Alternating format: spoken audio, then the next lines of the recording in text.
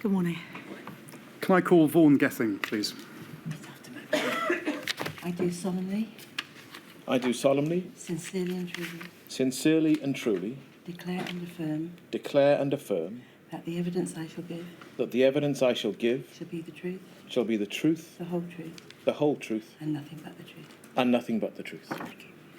Thank you for coming back to help the inquiry, Mr. Gethin. I appreciate maybe not the best week for you, but anyway, grateful for your help. Thank you. Yes. Thank you. Well, I could ask you to start with your full name, please. My full name is Humphrey Vaughan ap David Gething. I'm commonly known as Vaughan Gething. It makes it easier. Mr. Gething, thank you for attending and assisting the tribunal inquiry today. Your witness statement is at INQ 000391237. We see that up on the screen there. You signed that statement on the 3rd of January. Can you confirm that the contents of that statement are true to the best of your knowledge and belief? I believe they are. You also provided a witness statement for Module 1, which is at INQ 000187304. You signed that in the usual way with a declaration of truth. You also gave evidence in Module 1, and a transcript of that evidence is available on the inquiry website. Ms. Gethin, dealing first then with your background and career to date. You have been a member of the Senedd for Cardiff South and Penarth since May 2011, before which you practiced as a solicitor in Cardiff. Is that right? Correct. You first entered the Welsh Government in June 2013, when you were appointed Deputy Minister for Tackling Poverty. And in September 2014, you were appointed as Deputy Minister for Health, a position you held until May 2016, when you were appointed Cabinet Secretary for Health, Wellbeing and Sport. And I think I'm right, in 2018, the name of that portfolio was changed to the Minister for Health and Social Services, and you held that post until May 2021, when you were appointed Minister for the Economy. Is all of that right? Correct.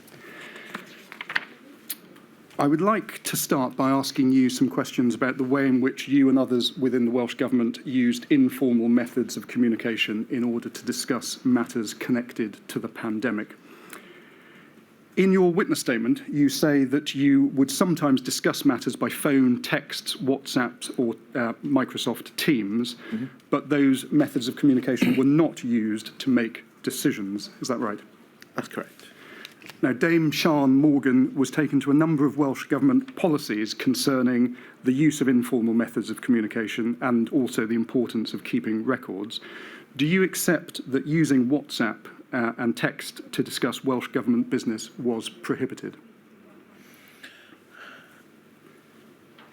I accept it's prohibited to make decisions through text or through WhatsApp. But the discussion, it was never my understanding that it was prohibited to have a discussion around that, in the sense of, you need to look at something. I'm telling you I'm just publishing something. I want you to see this. What time are you going to be in the meeting? So I think the challenge is not defining something in a way that is trying to be entirely definitive. You can't even mention the government in those informal messages, because I don't think that's a particularly real world view. Isn't the issue, though, not just whether decisions were made using text or WhatsApp, but whether informal methods of communication were used to discuss those decisions that were made, or perhaps even more importantly, discussions about decisions that perhaps were not made? You'd accept that that is an important record to have? Yeah, all the records about how we made choices and how they're available, I think, are important, of course. WhatsApp essentially became a substitute for conversations you have in a corridor, because you couldn't have corridor conversations because of the extraordinary measures that we had to take. Now, Jane Runnacles, when she gave evidence last week, she accepted that using WhatsApp, even for admin purposes, was wrong. Do you accept that? Look, having looked at the rules now in much more detail, I can see that that's what the rules suggest. I think we need to have a view going forward about what we do need to capture in record keeping and what is incidental. I think when you look at the records that are available, they do reflect the way in which we made choices and the reasons for them. And I think you'll find that informal messaging, as it was used in the pandemic, won't take place in the future. And you would accept, would you, that it's not just important to retain records for an inquiry of this nature, but it is important for public accountability? Indeed, it's important the public can see not just the choices we made, but why we have made those choices. Now, during the period, excuse me, that we are concerned with, so that's January 2020 to May 2022, you were issued with 2 Welsh Government mobile phones and 2 Senedd mobile phones. Now, as I understand it, as regards the Welsh Government mobile phones, those did not have WhatsApp enabled, and the inquiry understands that you did not use those to send any texts or iMessages about Welsh Government's response to the pandemic. Is that right? That's my understanding, yes. Now, as regards your Senedd mobile phones, your first Senedd phone was issued to you before January 2020 and was handed back in March 2022. So, as regards that phone, although it remained in your possession until March 2022, I think you say in your witness statement you don't recall using it after July 2021. Is that right? That's right, because I was issued with a new Senedd phone. And the first Senedd phone, if we can call it that, that was the Senedd phone that you had for the entire period that you were Minister for Health and Social Care, correct? Correct. And it is right that you used that phone to send texts and WhatsApp messages to other ministers, officials and special advisors to discuss matters connected to the pandemic. Is that right? There were some WhatsApps. I don't think I ever used a text on that phone because there was a Welsh Government phone, but actually, as you'll see from the records, I sent a significant number of emails from my Welsh Government phone, so there wasn't any need to use a text service. But you'll have seen there was a ministerial WhatsApp group, and within that, there were incidental messages around, have a look at what we're doing, this is what I think we're going to need to do, check your government device, effectively. And so you were a member of a ministerial WhatsApp group that included the First Minister, correct? Correct. You were a member of a WhatsApp group that included Kirsty Williams, Julie James, I think that was called Schools and COVID, is that right? I think so, yes. And then you were a member of a separate WhatsApp group just with Kirsty Williams. Yes, a separate thread, yes. And I'm right in saying you do not have access to any of the text or WhatsApp messages that you sent during your time as Minister of Health and Social Care, is that right? That's correct. I've set that out in my witness statement about how that's happened as well. I think you say when you returned your Senedd mobile in March 2022, was your expectation that they would be that WhatsApps effectively would be transferred to your new Senedd mobile? Yes, so when I moved from my first Senedd mobile to my second one, I did actually have access to all the messages on my new Senedd phone. What then happened was, as I set out in the statement in paragraph 28 and 29, that following a security rebuild, all of the WhatsApp messages were wiped. That includes all my personal ones as well, things that had nothing to do with the government, so messages with my family, for example. So everything went, and I have made efforts following advice from the Senedd IT team and indeed the guidance they'd received from WhatsApp themselves about how to recover messages, and not been able to do so. I would much prefer it if I'd been able to, so you could have seen what was in them and what was not in them. So, Mr. Gethin, I just want to be clear about this. As regards your second Senedd mobile phone, that you say all of your messages from your first Senedd phone were transferred to, I understand you used that from July 2021 onwards, but that was returned for maintenance in June 2022. Yes. And it was at that stage, am I right, that those messages from your first Senedd phone and those that you'd subsequently sent on your second Senedd phone, you were unable to recover from June 2022 when it went in for maintenance. Is that right? Yes, so in my statement, I think I point out in paragraph 27 that I had to return my first Senedd phone. So that's back with the Senedd, and they, as a matter of course, wipe the phones once they're returned to them. I still have my second Senedd phone at that point, and I have all my messages. It's then when I return that phone for maintenance in June 2022 that all the messages that exist for the entire period are still on it, and then after the rebuild, they're not. And that's what I set out in my statement. Can we please have a look at INQ 303964661? Now, this is an email sent to all private secretaries of Welsh Government ministers. It's dated 19th of April 2021. And it says there on the first page, first paragraph, as I mentioned at our Heads of Branch meeting last week, it is important that we are prepared to respond to any future public inquiry in relation to the coronavirus pandemic. And good record keeping is an essential component of this endeavour. And then, if I can skip through to paragraph 3. Any and all official business that may have been conducted via text or conducted on non-corporate communication channels, personal mobile phone, personal private email, means of communication, should also be summarised and saved to iShare as part of the record of the Welsh Government's business. First question, was this, as it says it was going to be, raised with you by your private secretary? So this is April 2021. Yeah, so what I recall was that we did have a discussion about making sure that our records were up to date of choices we'd made and decisions around them. So that's what I understood it to have been, and that's what was done. And if you look at, there are lots of examples of decisions that have been taken and conversations that have taken place that are there and are summarised. So I understood that we'd kept and maintained all the information that we should do, and it would be made available to this inquiry. As regards, as it says here, we've still got the paragraph pulled up, as regards any business conducted by text or non-corporate communication channels, that should be summarised and saved to iShare. So your WhatsApps and any text messages on either of your Zenith phones, were they summarised and saved to iShare as this directs them to be?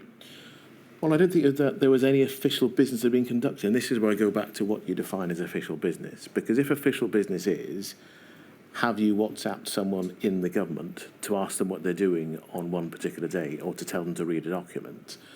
But actually, the fact that that document has been read and there were follow-up messages in the Welsh Government email train showing that I'd asked people to read documents, and it's also covered in the statements. So all that was done. I didn't understand that this meant that I had to physically download all of my WhatsApps and to make sure they were then summarised and put into a different form, because the records about what we had done and why were there and are there in pretty exhaustive detail. Mr Johnson, then Prime Minister, announced the institution of this inquiry in May 2021. At that point, do you recall there being a discussion within the Welsh Government about the need to retain records and retain texts and WhatsApp messages?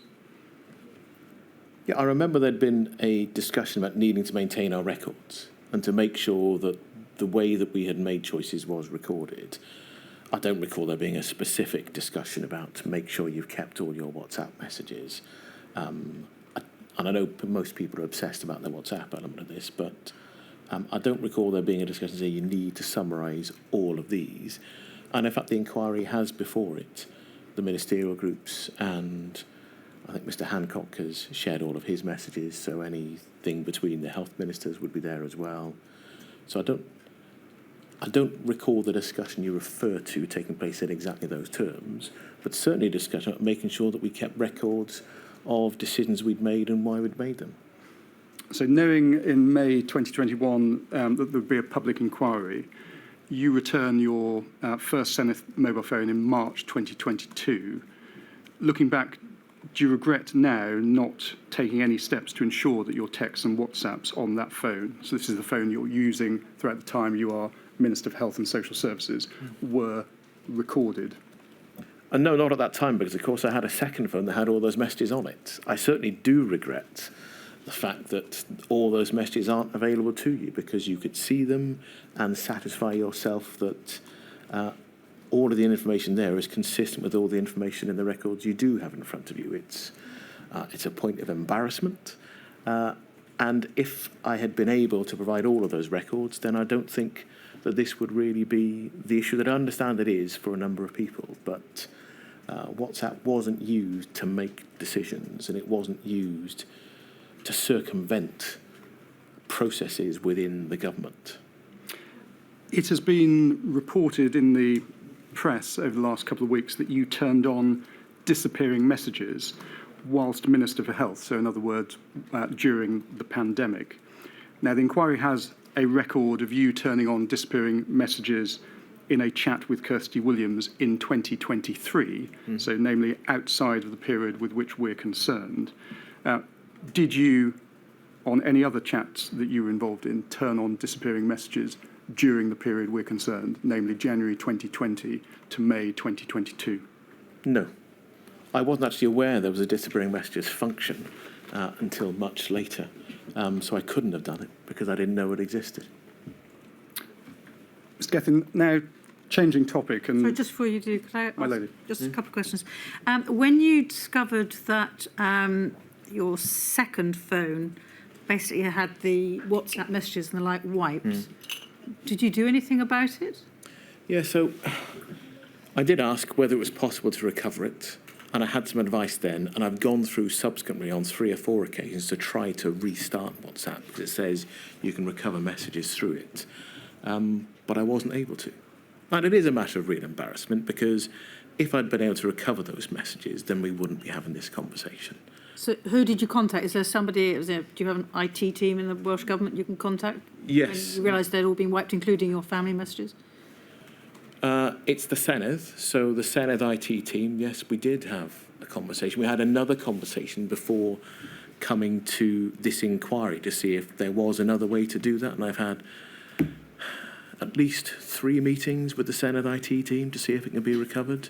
So WhatsApp is available on your Senedd device, but it's not supported by the Senedd IT team. They don't undertake the maintenance on it. They don't give any sort of warranty for its use. But they gave me the advice. They said, this advice we have from WhatsApp. And they said, look, if it's gone, you may not be able to recover it. Because I had an iCloud backup, I assumed I'd be able to get it and to re-download it. But it hasn't been possible to do that. Just one other question from me before Mr. Poole moves on. You, like a number of other witnesses, have said that you thought that at the time you thought it was only necessary to record decision-making. But I think the email that Mr. Poole took you to, and you agreed you'd had a discussion about keeping proper records as a result of it, talked about all official business. All official business is much broader than decision-making, isn't it? No, indeed. So we had records of not just the decision, but the discussions we'd had around those decisions as well that led to it. So whether that's the advice we had, or whether it's the conversations we had through Cabinet, or the conversations I would regularly have with the First Minister before Cabinet as well, all of those discussions that lead into the decision, they're all recorded. And you know, when we were having some of these discussions, also the First Minister made the point that there's a significant chunk of this is available in the documentary that was provided. And, you know. Sorry, how did the discussions from the WhatsApp get recorded? I'm not following. No, so actually the discussions in the WhatsApp are largely blowing off steam and being supportive. And actually, when you look at the rest of what's in the WhatsApp groups, there are times where people say, I have made this decision and here are the points. But all of that is recorded in any events through the system. And if you then look at conversations that have taken place around the possibility of a choice being made, it's often, I circulated this, but you need to read it. So it's directing people to go and look at things, as opposed to, here is where we have made a decision. Thank you. As of January 2020, the Health and Social Services Group was one of 4 groups within the Welsh Government. And until October 2021, the Director General of that group was Dr. Andrew Goodall. And as we know, he was then succeeded by Judith Paget. And we heard from Dr. Goodall last week that Director General of the HSSG has a dual role because that person is also Chief Executive of NHS Wales. Would it be right to say that the Director General of the HSSG would be the most significant senior civil servant with whom you had regular contact during the pandemic? Yes. And the Chief Medical Officer, Dr. Atherton, he sits within the HSSG, and so he too also ultimately reported to you as Minister for Health and Social Services, is that right? Correct. If we could please have a look at INQ 301807757. As it says at the top, this is the Welsh Government Health and Social Services Group, Health Emergency Planning Unit and the NHS Wales Emergency Planning Groups. And it's the current reporting structures at that point in time in September 2018.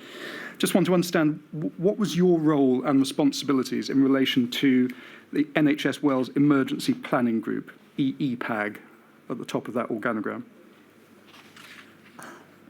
Well, I'm responsible for everything, essentially, as the Minister. So the Emergency Planning Advisory Group is is the group of officers and officials, and that then comes up, as you can see, through to the NHS Wales Chief Executive, and I then receive reports through them. So the Emergency Planning Advisor Group doesn't ordinarily report directly to me as a minister. It would normally be that I'd get a report from the Director General, who is also the NHS Wales Chief Executive.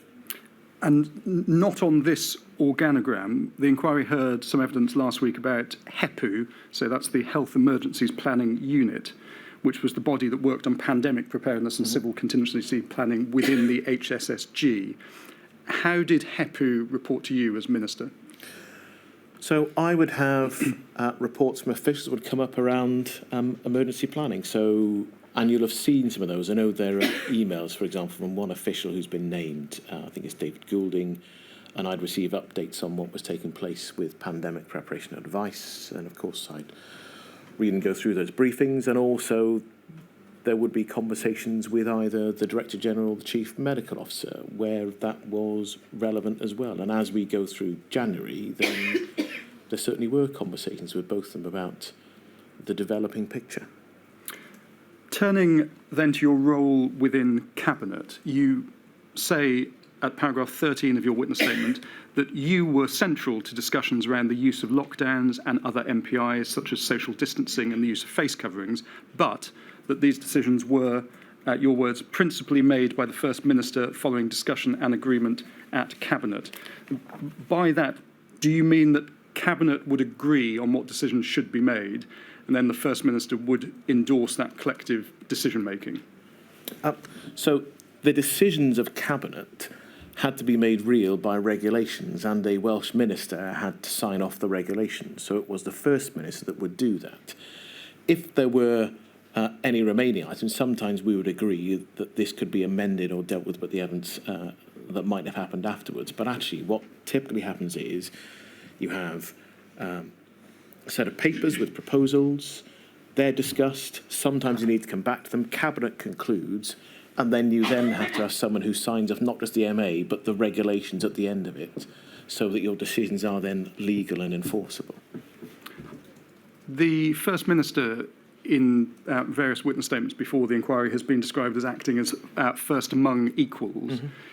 In practical terms, am I right that this meant that if Cabinet could not reach a consensus view, then it would be down to the First Minister to make the ultimate decision? Is that right? Yes, and I think we go into probably the only example where that really happened to any real degree in the run-up to Christmas 2020. And yes. I know I referred to that in my statement. Yes, I think you say that was about the decision whether two households forming a bubble over Christmas would remain guidance or would form part of the regulations.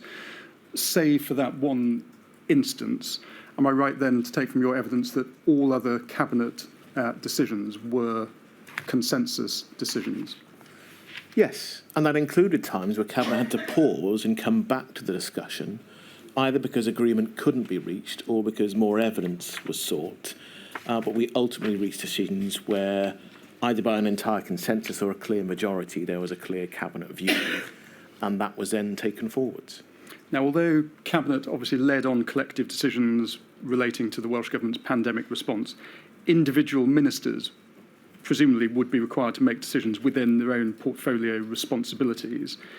Is it therefore right that some decisions taken in response to the pandemic were taken by individual Welsh ministers alone?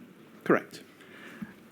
Your portfolio as Minister for Health and Social Services, you set out the responsibilities. Perhaps if it'd be helpful to see, it's INQ 303912237, which is your witness statement, and you set them out, paragraph 12, which we can see there.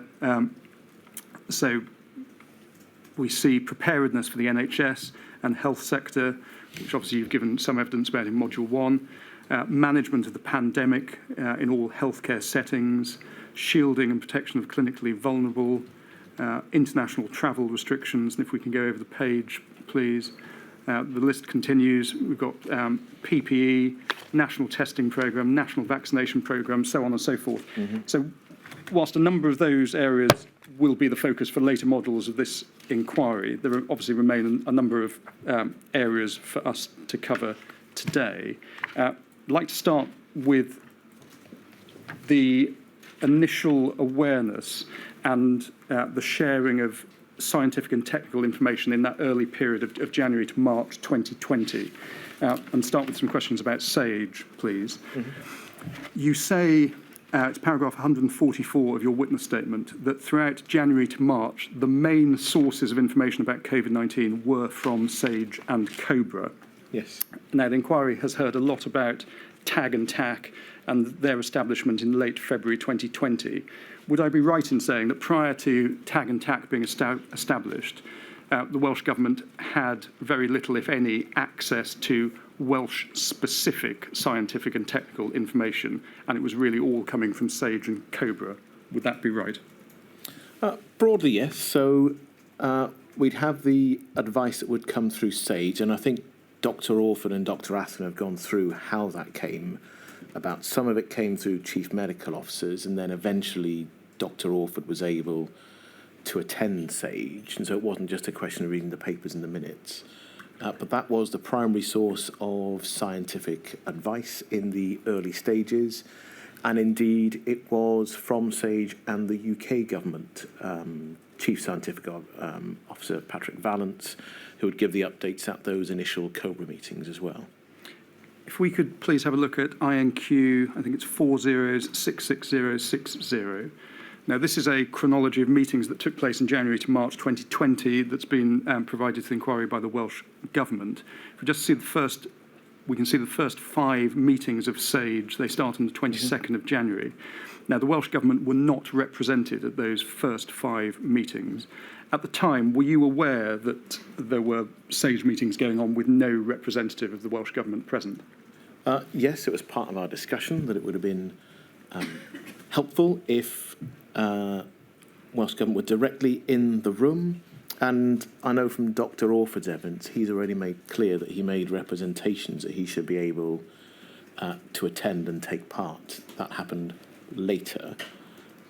I don't think that would necessarily have changed the advice or the conclusions of SAGE, but it certainly would have meant that we'd have had a more direct insight into all the discussions. As you know, records that are written down can be very helpful, but being in the same room is more helpful in terms of understanding the balance of knowledge and the different trade-offs that might be made in advice. Because you get advice that is the overall advice, the consensus, but there are always differing views in the room. In the event of a future pandemic, do I take it from your answer then that you consider it would be necessary to have representatives from not just the Welsh Government, but the other devolved administrations on SAGE from the outset? Yes, I think it would definitely improve the way that not just advice is shared, but the insight into that as well, because there are times where the different devolved governments will have a slightly different insight into what that means for the way that the health and care system or the economy is run as well. And it's much better to have all 4 nations having a discussion about that to provide advice to ministers. I think that's also Dr. Orford's view and Dr. Athen's view. It's certainly my view that it would be much better if SAGE is not simply a UK government construct that is owned and directed by them without the ability to have the 4 nations around the same table. I think it would strengthen, not weaken, the response. If we return to the chronology that we've still got on the screen in front of us, we can see the first 3 meetings of COBRA were 24th of January, 29th of January, and then the 5th of February. And I'm right in saying you represented the Welsh Government at those meetings. I think you were accompanied by Dr. Atherton on the 29th of January and the 5th of February. Why was it that the Welsh Government was being invited to COBRA but not to SAGE over this period? Can you help us with that? I can't tell you all the reasons why that choice was made, but they're choices of the UK government. Look, it was a strange experience going to the initial COBRA meetings because physically you had to go to one specific room within the Welsh Government. You had to move from into the building. This is odd, but in the building in Cathays Park, there was one specific room where you could go to initially. So you had to move away from the Senedd. So it was a physical dislocation of where you'd normally be. And then the papers were provided a few minutes beforehand. and then the papers were then returned physically. It was a very, very strange way to do business. And also the restrictions on the numbers of officials who could be there as well.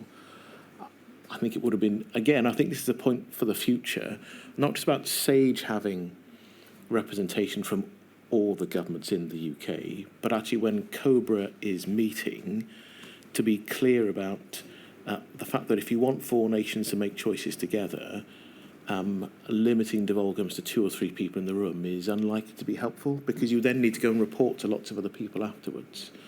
And actually, again, it would be better if, without having a conference of in the one room in Wales, but actually I think it would have been more sensible to have had a wider cast list.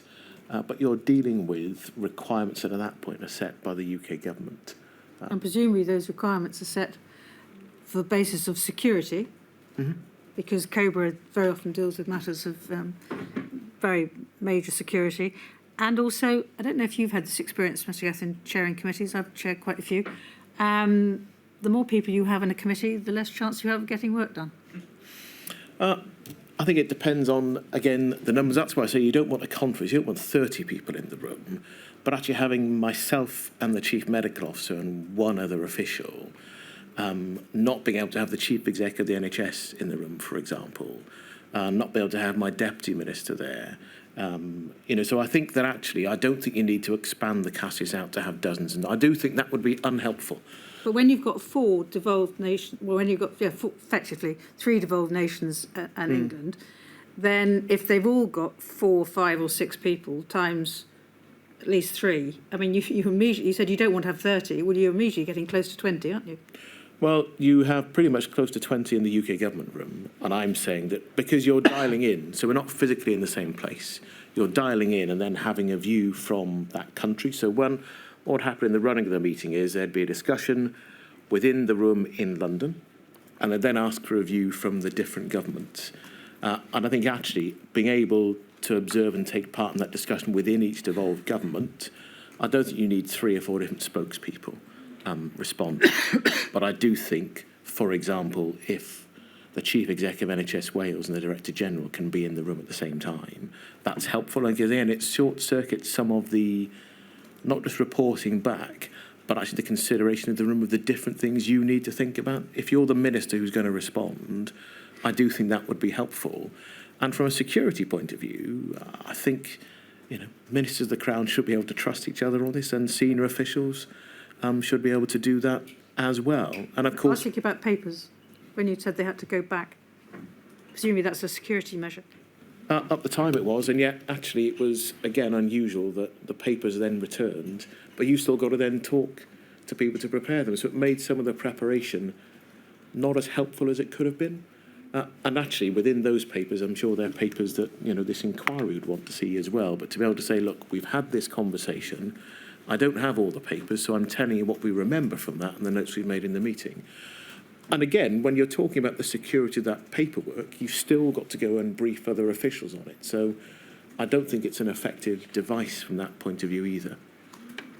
And again, within this, and again, it's one of the points I make, and when it comes to recommendations, think about how do you generate enough trust between governments that won't always be of the same political shade, but you know that in a time of an emergency that is potentially developing like this, you've got to be able to trust each other to share information, and for that to be done professionally through your officials, and for ministers to be able to step back from the political engagement that, of course, we all have and will carry on having. That's part of democracy. But actually, within this, it should have been possible to have more people in the room, and I think that would have aided how we made decisions, and I think would have aided building the trust and engagement that needed to take place.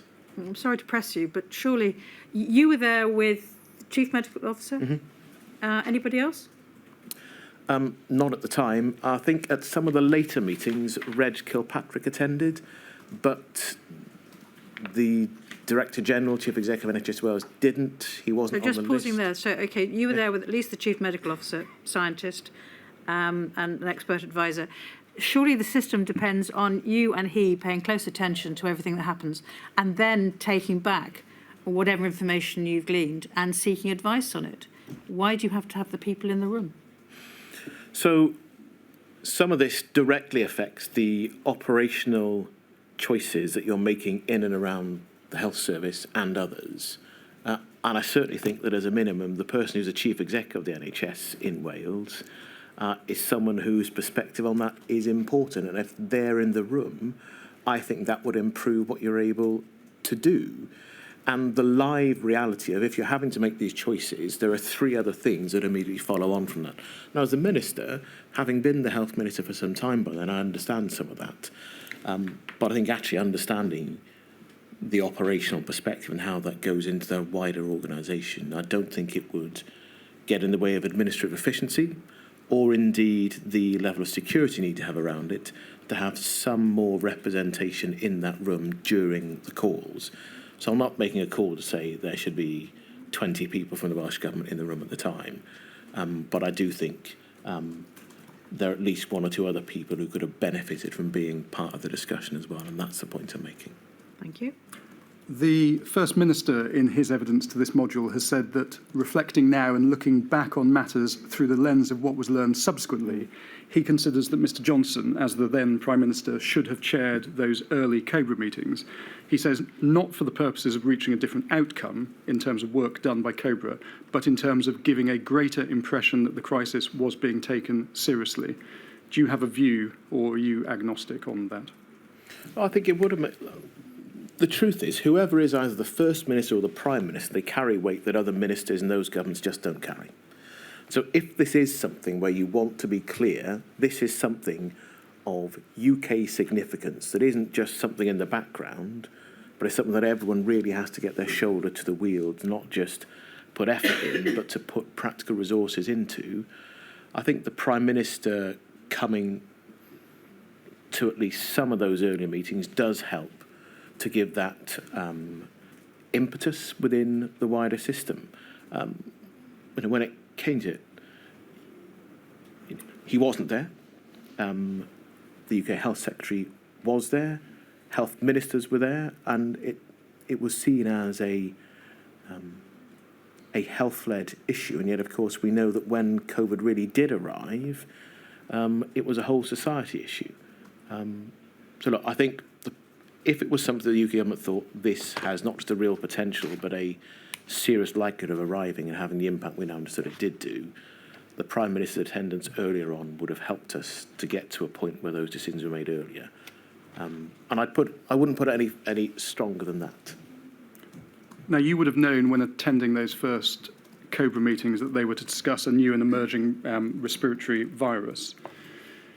And we know that the virus had not been declared a pandemic by mid-January, but it had spread to Thailand and Japan. UK scientists had reported on the 12% hospitalisation rate, and there was already evidence of limited human-to-human transmission. Do you recall questioning whether, given the potential seriousness of what was being discussed at those early COBRA meetings, the First Minister of Wales ought to be attending COBRA? So I'm attending the meetings as the Health Minister, and I have a discussion with the First Minister after each one. If the Prime Minister was going to attend, then the First Minister would attend. And of course, that's what did happen. And that, again, is part of the reason why if the Prime Minister attends, then you raise the level of seriousness and visibility across all governments in the UK, not just the UK government. I think for what we were dealing with, because it was a possible risk, and the risk level had gone from low to moderate. At the same time, you're dealing with definite risks and definite challenges. So in early February, we had Storm Ciara and Storm Dennis, for example, with significant harm and damage that was there and physical and had to be dealt with at that point in time. The First Minister was engaged in responding to both of those. And at that time, COVID is still something that might happen, but might not. And of course, we had the experience of SARS and MERS, where they hadn't arrived and they hadn't had an impact. So it was still during the COBRA discussions, it was still part of the discussion was this might happen, it might not, and actually the risk of that happening in terms of probability, as you know, increased over time. But of course there was real concern that if you have a new respiratory condition, what would you need to do if it's coming? What do you need to do now? And that's why the work was stood up around some of the pandemic planning. You say in your witness statement that it was a significant source of frustration that when the devolved administrations were invited to or attended COBRA, they were not truly consulted about the decisions to be made. And as far as you were concerned, would it be right in saying you did not consider COBRA to be a forum for four-nation decision-making? No, I don't think that's correct. I think it certainly was a real frustration that you'd get papers literally like 15 minutes before going into the room. And, you know, if you're making a relatively small decision, having 15 minutes to look at papers is often not ideal. You know, you wouldn't expect to represent a client with 15 minutes preparation. As you're going into much more significant choices to be made, and as, in particular, once you get through the second half of February, when COBRA meetings are much more important, because by then, not just the risk and the understanding of the new condition itself, but the likelihood of it arriving is increasing all the time. By then, when you're still having 15 minutes of preparation time with papers, that's a much more significant problem.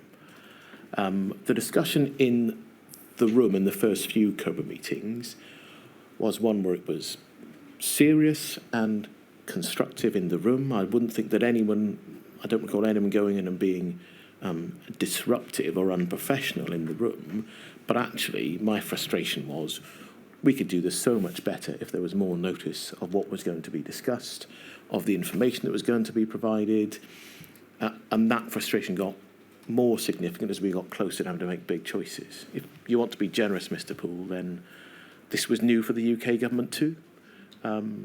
They hadn't had to deal with a situation quite like this. I think that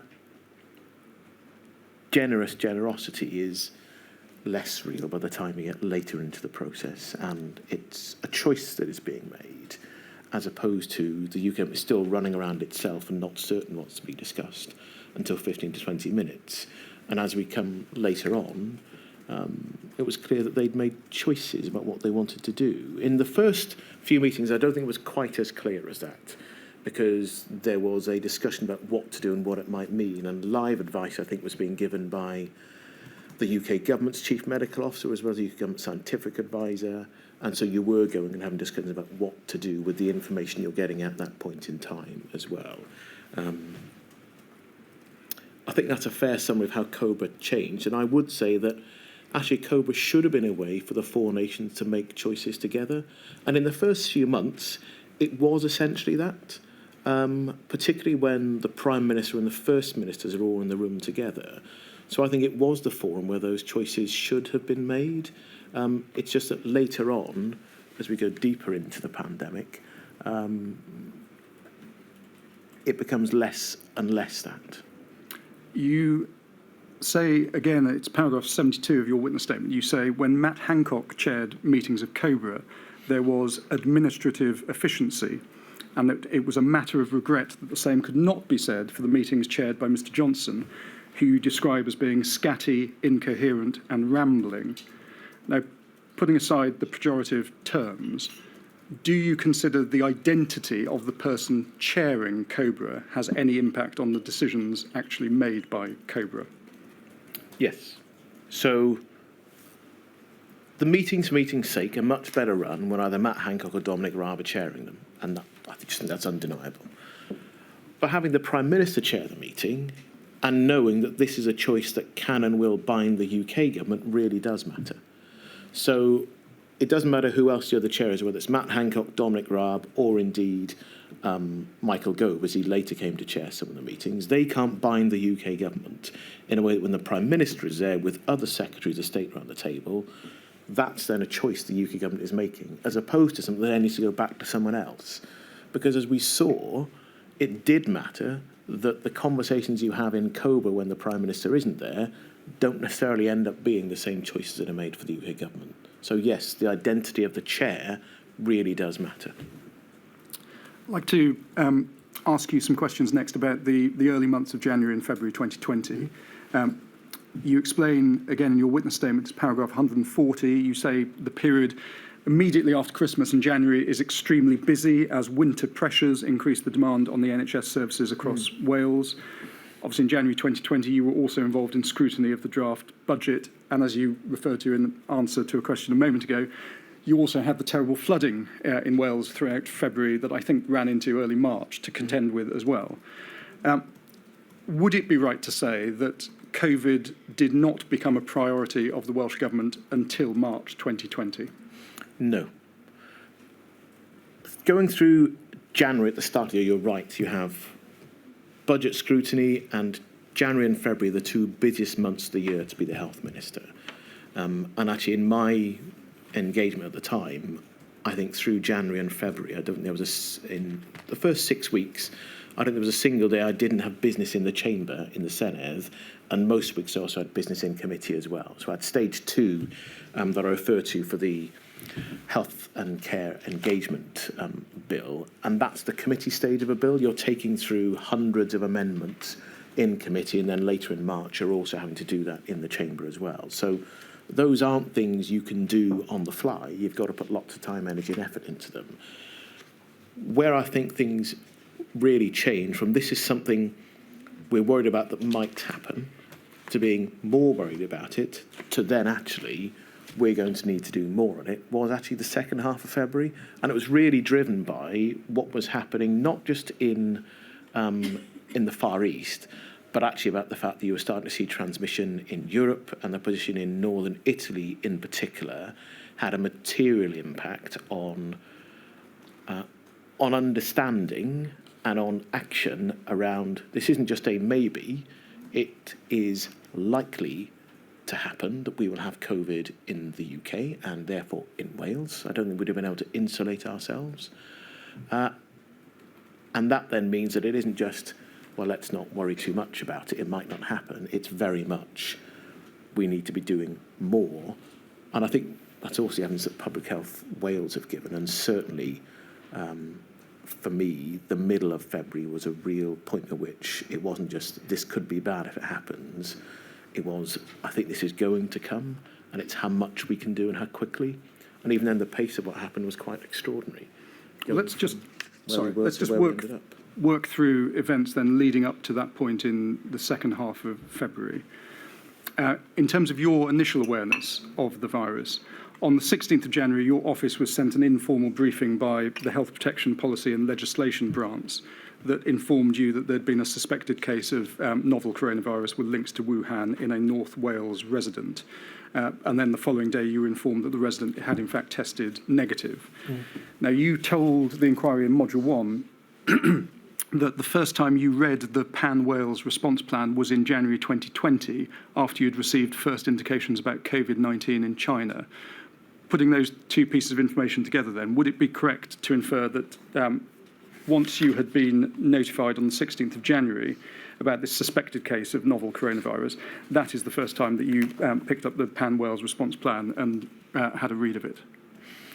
Yes, so I'd had briefings from officials around pandemic planning, but to go through the detail of the plan, it would have been then when actually this is something that might happen here, and certainly with the first test and the notification around it.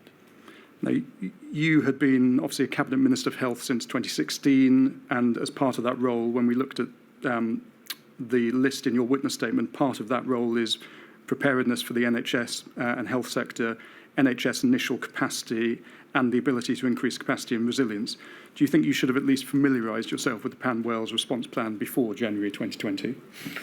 So I was familiar with the overarching points around pandemic preparedness. I'd gone through Operation Cygnus, and that in itself was instructive around difficult trade-offs you might have to make in a pandemic, and the fact that you'd have to move around lots of different pieces within health, but otherwise as well. So I'd read every single briefing that was provided to me on pandemic preparation. I'd looked at it and I'd had the assurance that pandemic preparation work was being undertaken. Of course, the pandemic flu bill preparation became the Coronavirus Bill then Act as well. And I think it's the understanding of who and what the documents are written for. So the pandemic plan was essentially an operational plan that is largely for officials. And then actually, as we're getting closer, I need to know more about what this could look like, because those things will then end up coming on your desk as a minister with choices about operation, as well as policy and strategic choices you're going to need to make as well. You have that as a risk that might happen, and you also have the things that definitely happen every single year that take up the reality of what you have to do as the health minister. And as I say, January and February is one of those times where it is difficult, and trying to deliver that transformation for the overall healthcare system to get to the point where it is genuinely sustainable is important for everything. It's important for the pandemic, it's important for the day-to-day care that's provided as well. And interestingly, I was doing some of that in January, delivering a statement to the Senate on just that. The inquiry heard evidence from the former Secretary of State for Health and Social Care, Mr. Hancock, that there was a serious and significant inadequacy of preparation within the Department for Health and Social Care for a pandemic health emergency. His evidence to Module 2, he accepted that the plans the UK government had in place were, in his words, not adequate. Now, in Module 1, although you were reluctant to use the word inadequate, you accepted in the course of your evidence under oath that the planning for a pandemic health emergency in Wales were, in your words, not complete, and that Wales would have had vulnerabilities if it had faced an influenza pandemic. That's right, isn't it? That's the evidence I gave, that's correct.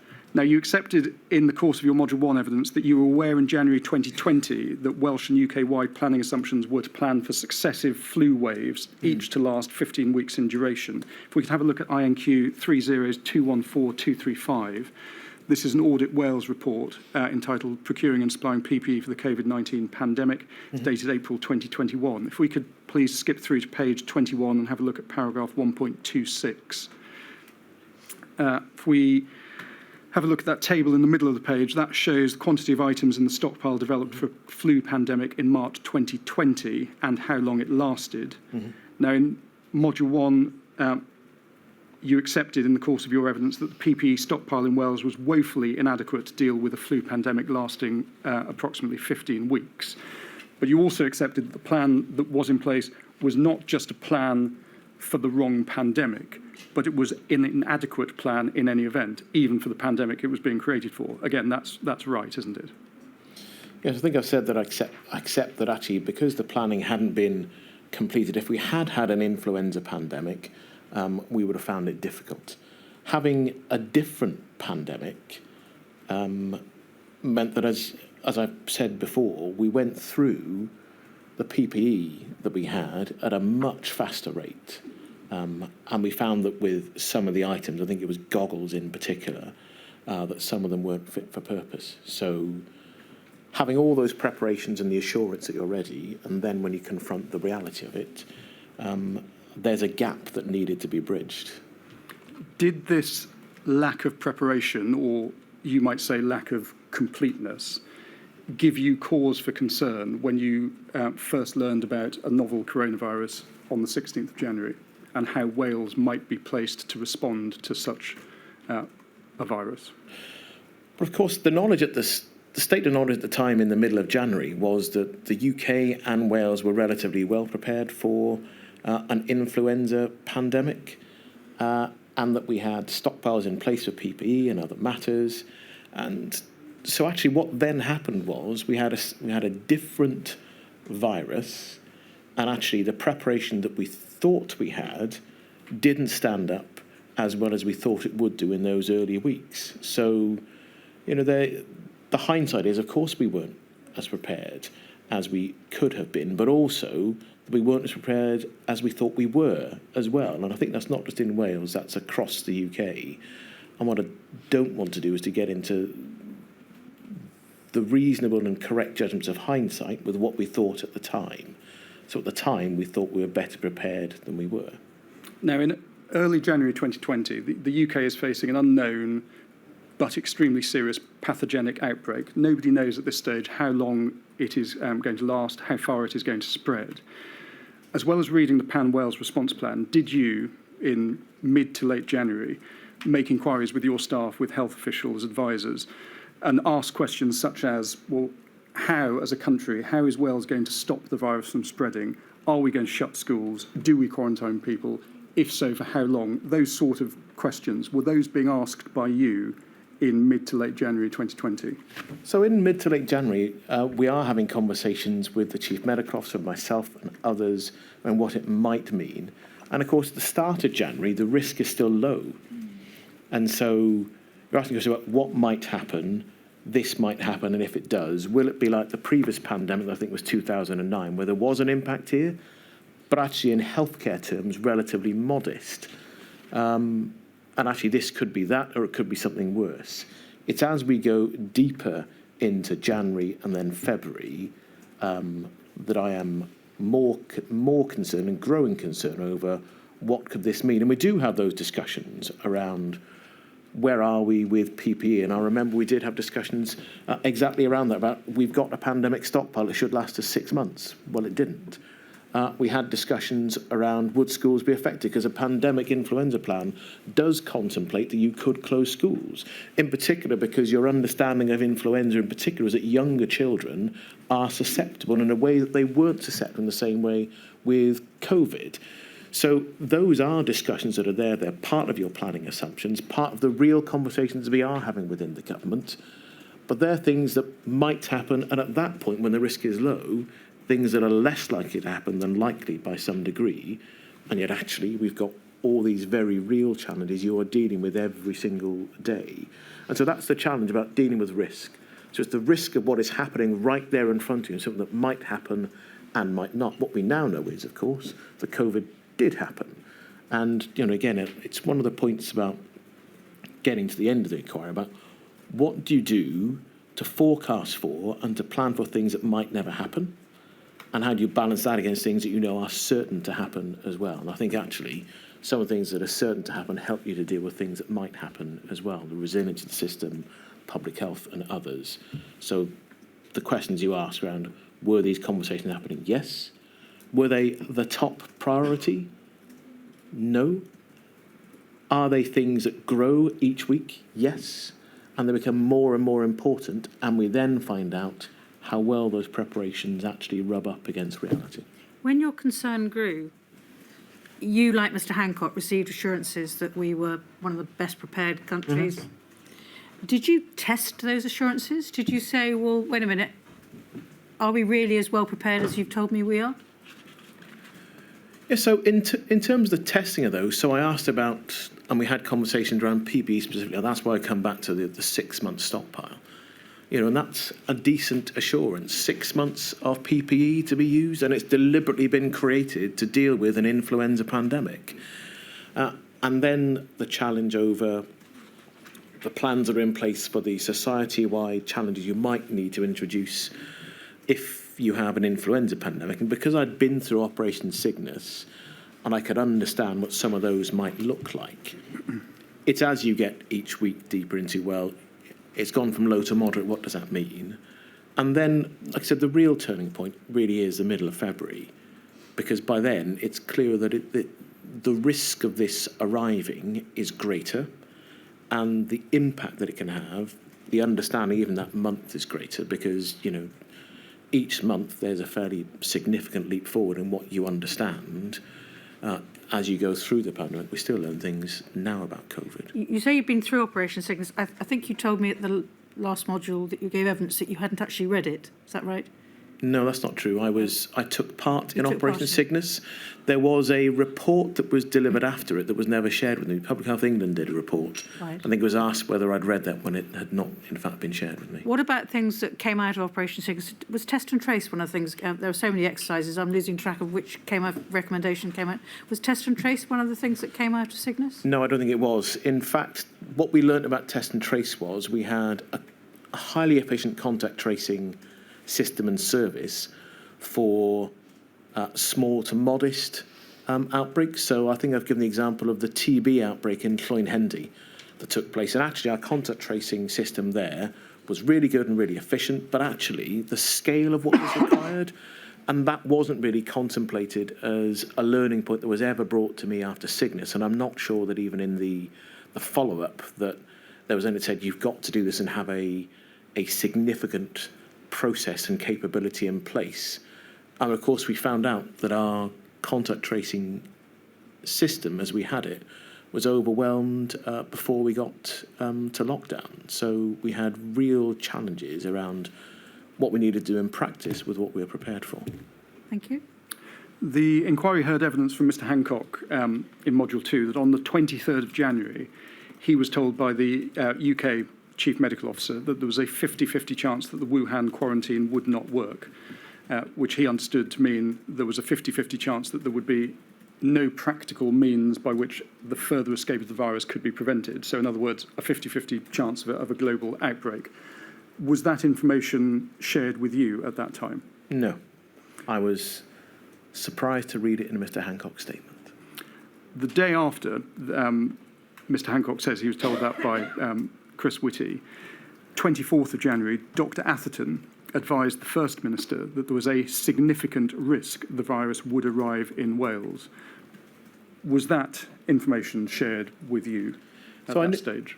Yes, so I've had a conversation with the Chief Medical Officer, and I actually issued, I think, a statement on that day around what was still being called Wuhan novel coronavirus. And the challenge of what is a significant risk and what is probable, the two things are different. It was never put to me in terms of this is likely to arrive. We don't know what it would look like. But as we got deep into the weeks, it's entirely possible we will have, and it went from being possible to probable, and then understanding the significance of what that would look like as well. I mean, aren't effectively Sir Chris Whitty and Dr. Atherton, they're saying the same thing, aren't they? They're saying that the chances are there will be a global outbreak. Arguably, Dr. Atherton is putting it higher. He's saying there's a significant risk that the virus would arrive in Wales. Was your thinking at the time, well, irrespective of that risk, it doesn't really matter because there are practical countermeasures which can be put in place to stop the virus spreading if it gets here?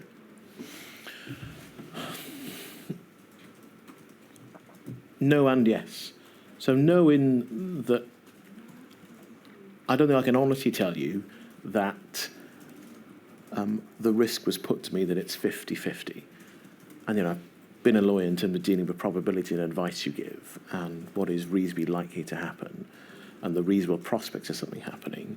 And then, a risk of significance isn't always better than half. And that's the challenge of what does that actually mean. So it certainly wasn't made clear to me there was an even chance that COVID would arrive or a better than even chance. But knowing that something might still happen is something you prepare for. That's why the risk level can from low to moderate matters as well. But it is also the case, and this is why I do agree with Mr. Poole, that actually we thought we had countermeasures that would be largely effective at that time. And, we'd had the experience. And this is one of the things about having had near misses in the past with SARS and MERS, that actually we hadn't gone through an experience of having to take the whole society challenge that countries that have been affected had as well. But yeah, we had the assurance that there were countermeasures that should have been in place to help us manage and cope with that. You attended your first COBRA meeting on the 24th of January. The day after that, you issued a written statement in fact, it's the same day. So later that day, yes, after attending COBRA, you issued a written statement. And the first line of that statement stated that the Welsh Government is closely monitoring the emergence of a novel coronavirus. Just want to understand, what steps were the Welsh Government taking at this point to closely monitor the situation? Or was this essentially waiting to be told from the UK Government through SAGE and COBRA what was happening? No, it's both working with partners across the UK, as you should do, as you'd expect. I think citizens across the UK would expect the four governments to be working and sharing information on risks like this, as the NHS and public health agencies do on a regular basis. but it's also about the fact that officials within the government are having a conversation with Public Health Wales. And I know you've had evidence from Public Health Wales around what they were doing and the conversations that were regularly taking place with the Chief Medical Officer and officials in the government. So it is both working with UK partners as well as looking at the information we're getting from Public Health Wales as our own Public Health Institute. The first time that COVID-19 was discussed by the Welsh Cabinet was at a Cabinet meeting on the 25th of February. So that's a month after you'd attended your first COBRA meeting. It's a month after Dr. Atherton had advised the First Minister of the significant risk of the virus would come to Wales. Given, as we've discussed, all key decisions taken in response to the pandemic are taken through Cabinet, should the inquiry infer from that lack of Cabinet discussion until the 25th of February that COVID was not considered important enough to discuss at Cabinet until the 25th of February? No. If you look at what was happening, I was issuing a weekly written statement to the Senedd and the public from the 24th of January. We were reporting on cases across the UK. So when the first UK case was delivered, that was not just reported in England, it was widely circulated and reported. And in terms of the business, Cabinet discusses Senedd business about forthcoming items. And there's always a discussion about what's likely to come up or what might come up, not just what we have in the agenda. And I think I answered a question on coronavirus on the 29th of January. And that would have been discussed in Cabinet about the fact that this might come up, because I think we'd had the first UK case by then. So actually, Cabinet was aware that COVID was something that was happening. And actually, before you get to the 20th of February, Cabinet is definitely aware because of the fairly widespread reporting and the fact that it comes up in Senedd business, the things we're talking about. And people obviously know that I am going to COBRA meetings. That isn't a secret. Other ministers know that.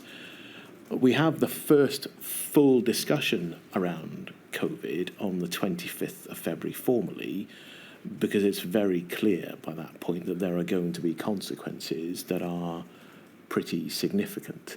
We still don't know even then exactly how significant they'll be, but it's not going to be something that is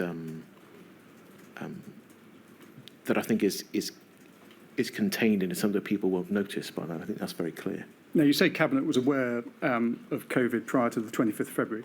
I'm right, though, aren't I, that if one was to look at Cabinet minutes prior to the 25th of February, one would not see any mention of COVID in those minutes, would they?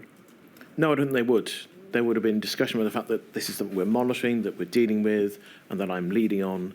The 25th of February, the first time there was a full discussion in Cabinet, with every Cabinet minister engaged and involved. Now, we heard evidence, yes, I think it was beginning of last week, from Dr. Quentin Sandifer, who was the lead strategic director in Public Health Wales for COVID-19.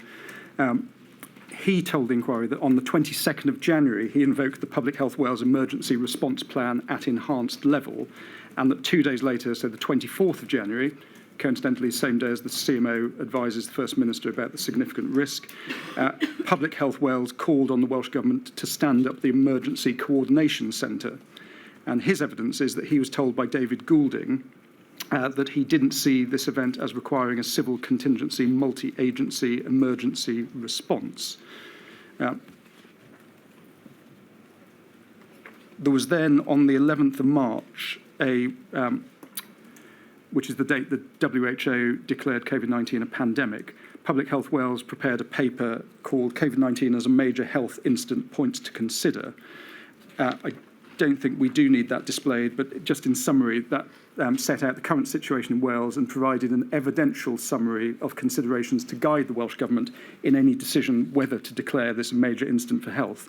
And again, Dr. Sandifer told the inquiry that he felt that Public Health Wales had to lay their cards on the table and say to the Welsh Government, this is how we see it, are you going to use emergency legislation? And the Welsh Government's response to that paper was that a declaration of a major health incident would not be helpful, which Dr. Sandifer told the inquiry he was astonished by, And he was astonished that by early March, the Welsh Government were not treating the pandemic as a civil emergency situation. Why was this? So there's a number of points in the questions there, Mr. Poole. So I don't think it is surprising that civil contingency arrangements aren't stood up in in the 24th, 22nd of January. At that point where there isn't a case in the UK, there isn't a case in Wales at that point, and you're dealing with something that might happen, and the risks are there, but the risks are, I think, they're low or moderate at that time. As we move on, and as it becomes more apparent about the level of risk, then actually, of course, the level of engagement from the government increases steadily, as you would expect. I don't think it's unreasonable for Public Health Wales to say that they're acting in a manner which looks at the prospect of what might happen, and they stand up their arrangements in that way. If the government does that, you've got to move resources around to deal with it at that point in time for something that still might not happen, and at that point the risk was still low. As you go forward in through the rest of that time, by the time you get to March, I can't remember the exact date, but I did declare that COVID was a notifiable disease, because you remember we had the challenges on legislation about whether to have enforced quarantine for people returning to the UK. So the government in England took powers, but almost all the returnees were going to Arrow Park in any event. And so the risk of absconders was something that the UK government worried about. That's why they'd taken those powers. We'd considered it, but actually we didn't have people who we'd need to use those powers with at that point in time. So at each point, though, it's ratcheting up. And so I make the declaration that COVID is a notifiable disease, a notifiable condition. And then as we're getting through March and as we're having more cases, I think the reality is we're ratcheting up to more and more challenges we need to to deliver against. So I'm not sure that the formal declaration really would have changed much, because actually you look at what then happened on the 13th of March, well, we made an extraordinary intervention, and it looks less extraordinary now because of everything else that happened. But on the 13th of March, confirming that large parts of the normal health service will be switched off is a really significant intervention. And I can see that this is getting bigger, and my view then, compared to 2 weeks ago, compared to a month ago, is different on the scale of the response we're going to need to have, because events are moving very, very rapidly. Now, obviously, I can understand events moving very rapidly, and by the time we get to mid-March, the position has changed dramatically to what it was in February. But do you accept what I think is Dr. Sandifer's criticism, which is that the Welsh Government was slow in the period January to February to recognise the multi-agency emergency that COVID presented? I think the full recognition of the multi-agency nature of the response would be required, and the fact that it would arrive, as I've said, comes in around the middle of February. But not understanding still the scale of that still comes later. And look, some of this is your perspective in the sense of Dr. Sandifer with his background and view that this could really happen, and his view that it's likely to happen, that hardens over time. And those are the conversations he's directly having with the Chief Medical Officer.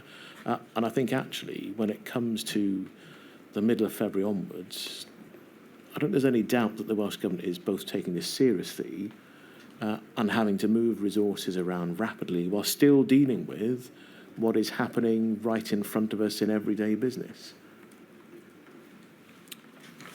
Just briefly, before we take our break in a couple of minutes, if I can ask you to have a look at INQ 4056215, please, which is a COBRA meeting of the 5th of February. If we can have a look at page 5, first paragraph, please. The CMO provides an update. Coronavirus numbers in Southeast Asia were rising quickly, and this trend was likely to continue. If we can have a look, please, at the next paragraph, second bullet point. two most high-risk groups appear to be the elderly and those with pre-existing illnesses.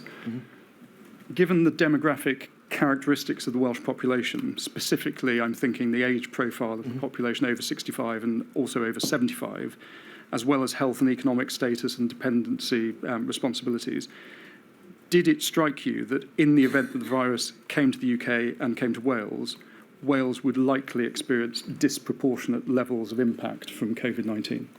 Yes, that was a clear concern because from the first briefings and understanding that older people are more likely to be affected than people with underlying conditions. I think sometimes you see that in the papers as comorbidities, so people have other healthcare conditions that make them more vulnerable.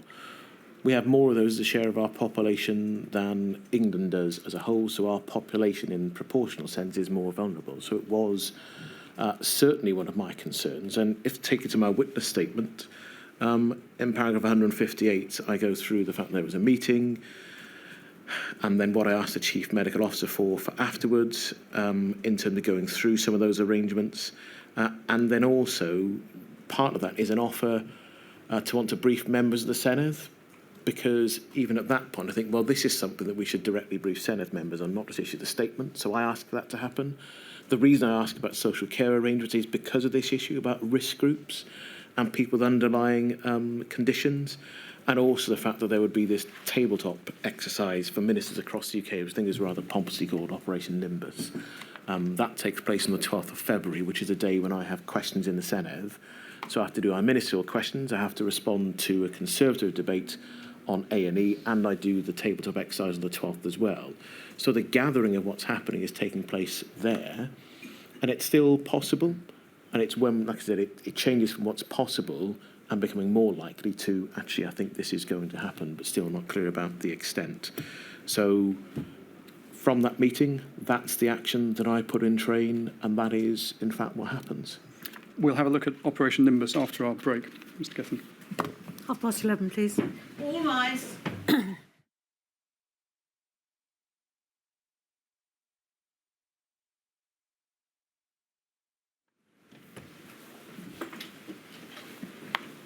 Mr. Paul.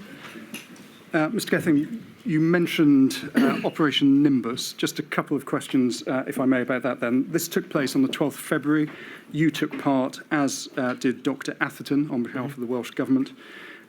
Now, the evidence the inquiry has heard to date is that the effect of Nimbus really focused on the impact on the NHS. And obviously, whilst there was an obvious need to discuss the likely impact on the NHS, the inquiry understands there was no discussion or debate about infection control countermeasures. So, for example, home isolation, household isolation, shutting schools, lockdowns, all the measures we know that were, of course, imposed. Can you help us why that wasn't debated in Operation Nimbus? So the exercise was constructed by the UK government. It was essentially a condensed version of Cygnus. We have a scenario to work through, and what would you do if this is where you are? So it was almost all focused on health. The other part that I think it's worth pointing out was part of it was what to do if you have significant excess deaths and you overwhelm your mortuary capacity as well. Not just in public health terms, but to think about that. But it didn't think about the economic consequences or others. So the exercise wasn't designed in that way. We participated, but ministers in the Welsh Government didn't design. It was really to look at if you're going to the worst end of the reasonable worst case scenario, what do you do? And there are really difficult choices that would have had to have been made. I still think with the value of tabletop exercises is that, and getting ministers to engage them, is to think about what would you do if. This wasn't so much what would you do if, it was there is something coming, it could look like this. I think the air of unreality about it is that you don't take into account the whole situation because you'd need more ministers around the table to think about that. But the scenario that's presented is one where you'd have done everything possible to avoid getting to that point even as well. We never got to the point that Operation Nimbus envisaged. So the choices that ministers were asked to envisage there, I think there was real as they could have been to have been helpful. So I don't think it's just the health focus. I'd say that actually it would have been more useful to have thought of something at an earlier stage, because actually that's what we were really looking at in practical terms. There was a SAGE meeting on the 13th of February that Dr. Orford attended on behalf of the Welsh Government. Okay. At that meeting, SAGE advised that China had failed to contain the virus, and that was relayed to you the following day by Dr. Orford. And there was a discussion, I think you say in your witness statement, a discussion about school closures. Yes. But there was a lack of information about infection rates on children. But at this point in time, so when you're having that discussion with Dr. Orford, who's relaying to you that SAGE has advised that China has failed to contain the virus, what plans did the Welsh Government have for infection control in place at that point in time? What were the nuts and bolts of that plan? When you mean infection control, you're talking about in closed settings or on a wider basis? What part of infection control are you referring to? So at this point in time, you've been told China's failed to contain the virus, so the virus is going to spread outside China. You've been told there's a significant risk that it is going to come to Wales. That risk is really eventuating itself here with this advice from SAGE. So infection controls in all of their forms. What did the Welsh Government think it was going to do at this point in time if the virus came to Wales?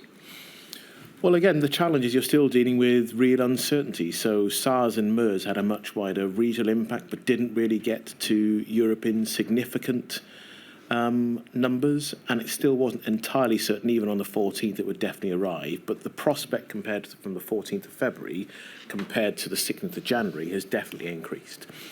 And so by then, that's why, take it back in the statement, going back about following the 5th of February COBRA meeting and the work that had been done there, and actually wanted to understand more about the work that is being done. That is both about the enforced isolation of returners. It is also then about thinking more clearly about what do you need to do if the information hardened. There's more you need to do to deal with community transmission, as we came to know it. The point before, I should correct myself, is if there are more travellers who are returning, what do you do about them? That's why the enforced isolation matters. There is a point about contact tracing, but then what happens if there's wider spread? And so actually that's why we're going back to the pandemic flu assumptions and the plan in there about getting ready for if we've got to do this, then here are the things that naturally flow from that as well. So the level of engagement across the Welsh Government, I'd say, is significantly different by the 14th of February compared to the 16th of January. Now, as we've already touched upon, there was a Welsh Cabinet meeting on the 25th of February. Before we look at those minutes, can we please just have a look at the statement of Christopher Morgan? He's the head of the Cabinet Secretariat. And just for the record, the witness statement that's already been displayed is INQ 30319413413. And we're looking at paragraph 11 of that statement. So he is explaining here how minutes would be taken, and he says during the meeting he would take handwritten notes, he would outline the issues for discussion, and then produce a brief summary of what had been discussed. We can take that down, thank you very much. Ms Runnacles gave evidence last week. She explained that Cabinet minutes are published, and this typically happens 6 or 7 weeks after the meeting. And as Mr Morgan explains in another passage of his witness statement, once the minutes have been ratified prior to publication, any handwritten notes of those minutes are then destroyed. So with that sort of background as to how minutes come to be produced, if we can have a look at the unpublished minutes of the 25th of February meeting, they are INQ 3029852, please. If we just look at the top of this page, we can see here Cabinet will wish to note that these minutes, except those items in italics, will be published in week commencing 6th of April 2020. And Ms Runnacles explained to us last week that the items in italics would be discussions about matters that it would be thought not appropriate to put in the public domain. Is that right, broadly? That's my understanding, yes. If we can just scroll through the pages, we can see that there are about 7 pages of minutes, and it looks like there were 5 items on the agenda. And if we go to the penultimate page, there we have it, page 6. Under any other business, there is the first mention of COVID-19. Would it be fair to say that even then, when COVID is discussed on the 25th of February, it was still not seen as a priority, it being addressed as the last item on the agenda? No. No, and this is one of those occasions where any other business is actually one of the more meat items there. You definitely get items that come onto the agenda. It's wrong to think of any other business as the fag end of a meeting where people are looking at their watches needing to leave and it's all done in 30 seconds. Actually, this was a much more substantive discussion with an update of the very pressing challenge of what we knew, but also because you couldn't give people assurance that we knew everything, because we didn't. And we still don't know now, actually, everything about COVID and its impacts. But so, no, it would be wrong to conclude that because it's item 5, it is the least important item. Far from it.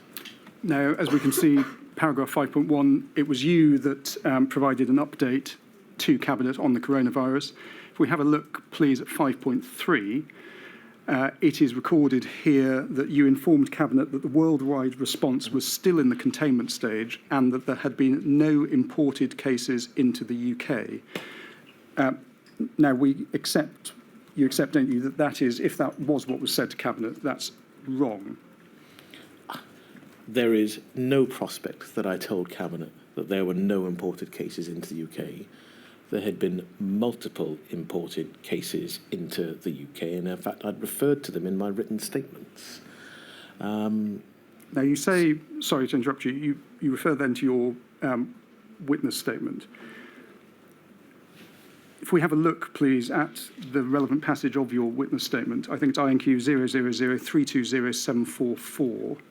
No, sorry, that's a wrong reference. It's INQ 003912237. Thank you. It's paragraph 164. You say there, I updated Cabinet, the worldwide response was still in the containment stage and there had been no imported cases into the UK. So when you signed your witness statement, do I assume you didn't think there was a mistake then? No, I plainly made an error there, Council. Because in fact, there had been plenty of imported cases into the UK by then. I can't remember if it was 12 or 15. They'd been reported widely. We hadn't had any imported cases into Wales at that point. In fact, a few days later, we had our first identified case into Wales. But that's plain in error in the statement that's taken from the minute. So should we be reading that second sentence of your witness statement as there had been no imported cases into Wales rather than the UK? Yes, because at that point we hadn't identified any. We still hadn't identified a single case. I think it was the 27th of February, announced on the 28th, when we identified our first case in Wales. But by this point we were... I was more concerned. It's why there was a substantive discussion in Cabinet. It's why you go through the rest of the statement and others about the activity that was taking place right across the government at that point in getting ready for what was much more likely to happen by this point than even a few weeks ago. Are Cabinet minutes circulated to all those who attended afterwards? Typically they are, and no, they are. They're circulated, and then the First Minister goes through them before they're published as well. But so on the one hand, you say you told Cabinet there were cases, and on the other hand, the minutes record there were no cases. So if you had told Cabinet there were cases, one would have thought a major reaction from Cabinet. I'd made clear to the public that there were cases. It wasn't just that the BBC, ITV and others were reporting the identity of cases.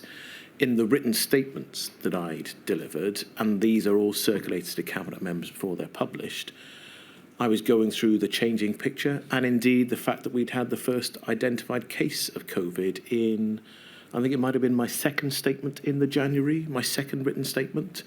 And so this was a getting ready for the fact that by this point we could be clear that we would get cases in Wales. We then got our first case 2 days later. Sorry, my point wasn't that. My point was, so you had alerted members of Cabinet, you say, to the fact there were cases in the UK, multiple cases, but none of your colleagues or you seem to have said, but wait a minute, these minutes are completely the opposite of what I said. No, but I think that will be why the minutes that are published don't reflect this line.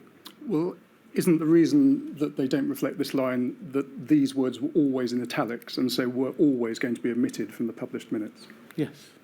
So that's not a reason why those words don't appear in the published minutes. So They were never intended to appear in the published minutes, were they?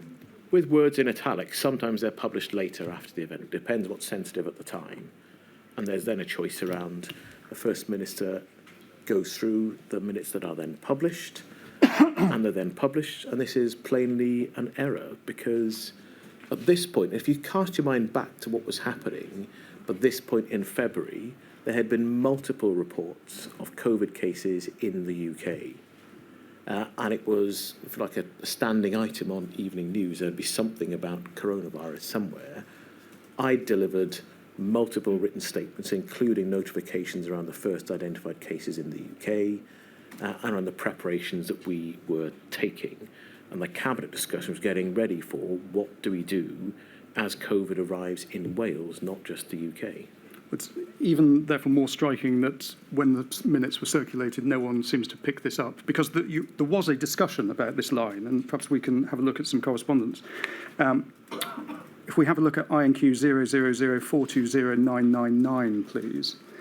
If we go to page 3, this is an email to the First Minister's office on the 9th of April, asking effectively whether there are any concerns publishing the minutes that we've just been looking at. If we have a look at the bottom of page 2, please, the First Minister queries the accuracy of what was para 5.3 and what we've just looked at, but had become para 4.3 at this point in time. And then we see a response from Mr. Morgan, who's taken the minutes in the first place, and that's the top email on page 2. And Mr. Morgan responds, he first of all confirms that the original set of minutes, so those that we've just been looking at, was agreed in early March. So just pausing there. That suggests to me that the minutes were circulated afterwards, and no one has at that point in time taken any issue with it, and those minutes we've just looked at were agreed. Would I be right in inferring that? Yeah, the minutes are normally circulated and then agreed and moved on. And of course, by the time we get to early March, there's lots more to be done. But no one has picked up on this error. No, that's correct. And pausing there, just going back to the email. So Mr. Morgan's suggestion is, well, either we could change the minutes to say there had been no imported cases into the UK, we could change that to no imported cases into Wales, or we could just remove the line completely. And then if we go to page 1, we see the First Minister's response. He confirms that he prefers the first option. Mm-hmm. So in other words, the line is just removed from the published minutes. And as we know, that's what happened. If we go back to the minutes themselves, INQ 30129852.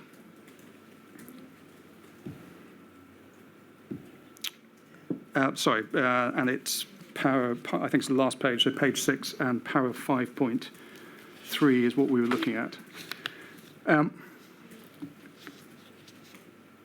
And also, if one looks at the rest of this discussion, so perhaps zoom out and just have a look at all of that 5.4, 5.5, 5.6, there's no consideration at this meeting, which is the first meeting of Cabinet to discuss COVID.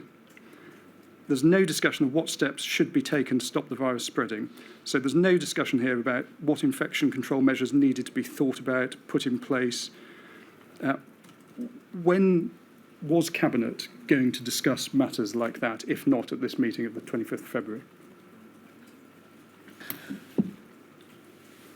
So we had a plan, an influenza plan, that was our working assumption for what we would be doing.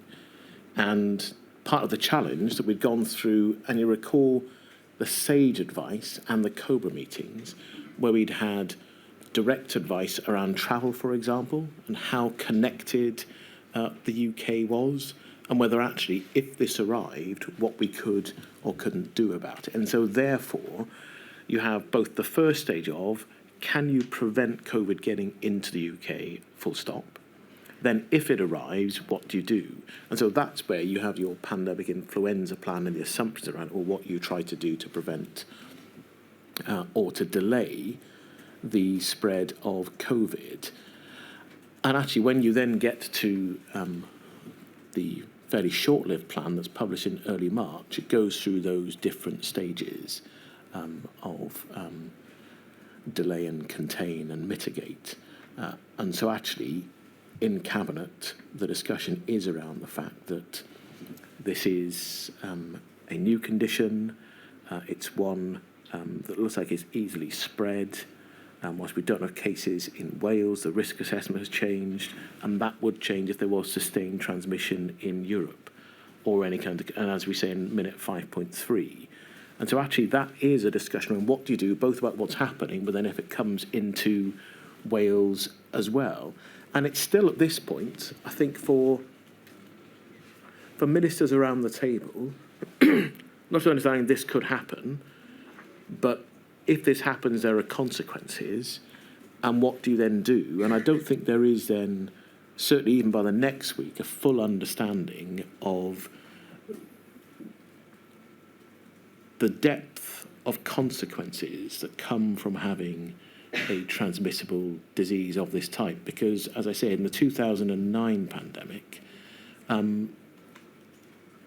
it was something that had an impact, and some people did die, but not of the extraordinary scale that we went through as well. So, you've got to bring ministerial colleagues along with you about the understanding of the scale about what's happening, and why is it that someone is doing all this work on preparation for excess deaths, on the preparations around what could happen, why we're standing up our pandemic flu preparations, and what all of those things mean.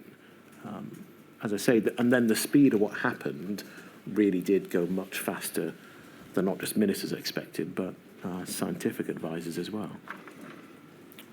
As we move into March, I think it's the 2nd of March, you attend a COBRA meeting, and that's the first COBRA meeting that's chaired by Mr. Johnson. Mm-hmm. We can have a look at those minutes there, INQ 4056217. Thank you. If we can go to page 5, paragraph 2, we can see there that the Chair invited the Government CMO and the GCSA to provide a situation update. CMO said that contact tracing for the source of infection was for the last 2 cases in the UK had not been successful, and that in both France and Germany there was now sustained community transmission. So this is now 2nd of March. We're nearly a week since COVID was first discussed by the Welsh Cabinet. 10 days after lockdown has been imposed in northern Italy. Been cases within the UK since late January. First confirmed case in Wales, 28th February, and COBRA is being told now that contact tracing for the source of infection for these last 2 cases has not been successful, and the sustained community infection in France and Germany. Did you understand that, in effect, containment by this point in time had been lost? The virus was here, the virus was spreading. So we understood that at this point, containment would be a real challenge. Once you start to have a few cases of community transmission, the understanding is that actually if the virus is ahead of you, then you're unlikely to catch up, and there's going to be transmission of some sort. And in fact, in my statement, I refer to this as well in paragraph 167. And it was Chris Whitty's advice that there would be a delay between a rapid rise. So we were expecting we would get more cases. Again, we still weren't entirely sure of quite how many, and even then, compared to the next week, the number of cases we thought we would have. But we'd seen what had happened in Italy by then, and so actually this was much more sombre and serious even than previous meetings. And we still we'd had our first case. We weren't clear about whether community transmission was here in Wales or not. So we're still looking to deal with the delay phase. And that's why I say the short-lived plan, because the plan that we then publish, I think, the next day, still talks about delay, contain, and mitigate. And actually, as we go through, going from to the delay phase didn't take much longer to formally announce. And it's trying to get people there and to understand what we need to do around that as well. So by this point, it's very clear this is going to have a significant impact. Again, even if you still don't understand the whole society-wide impact that it did go on to have. Mr. Gethin, the question was, did you all, by the 2nd of March, appreciate containment policy was lost? I think, really, the answer must be yes, mustn't it? No, I don't think it was entirely clear that by then contain had been lost. And actually, for each day, there's something more, because the first couple of cases of community transmission are then a real challenge. And that then means you could lose sight of it, as I say. But actually, we're still not entirely clear whether we'll get to where Italy is. The worry is that actually Contain could have been lost by then. But I wouldn't put it quite as definitively as, yes, Contain had been lost. The challenge is we then publish a plan the next day, and then with each day of new figures, I think it is clearer and clearer that you're into the delay phase as well. And the challenge there is bringing people with you. That's the public, it's politicians across parties, and it's your whole system as well. The action plan that you referred to also stated that the UK was well prepared to respond in a way that offers substantial protection to the public. Mm-hmm. But I mean, you knew, did you not, that that was not the case as far as Wales was concerned? Wales weren't well prepared to respond to a pandemic of this nature, were they? At that time, that was still where we thought we were, with the countermeasures we thought we had in place, with the pandemic influenza plan. So even then, we thought we would be able to respond in a way that would not lead us to where we eventually got to. Now, again, the reality of what happened compared to the measures we thought we had in place is very obvious in terms of what has happened. And in all of this, the difficulty is you're trying to balance the situation as you see it with the knowledge that you have and the knowledge you don't have. And you're also trying to not engender a sense of panic as well, whilst you're still trying to make sure you understand what you need to do and how quickly you need to do it. So there's rarely a black and white decision.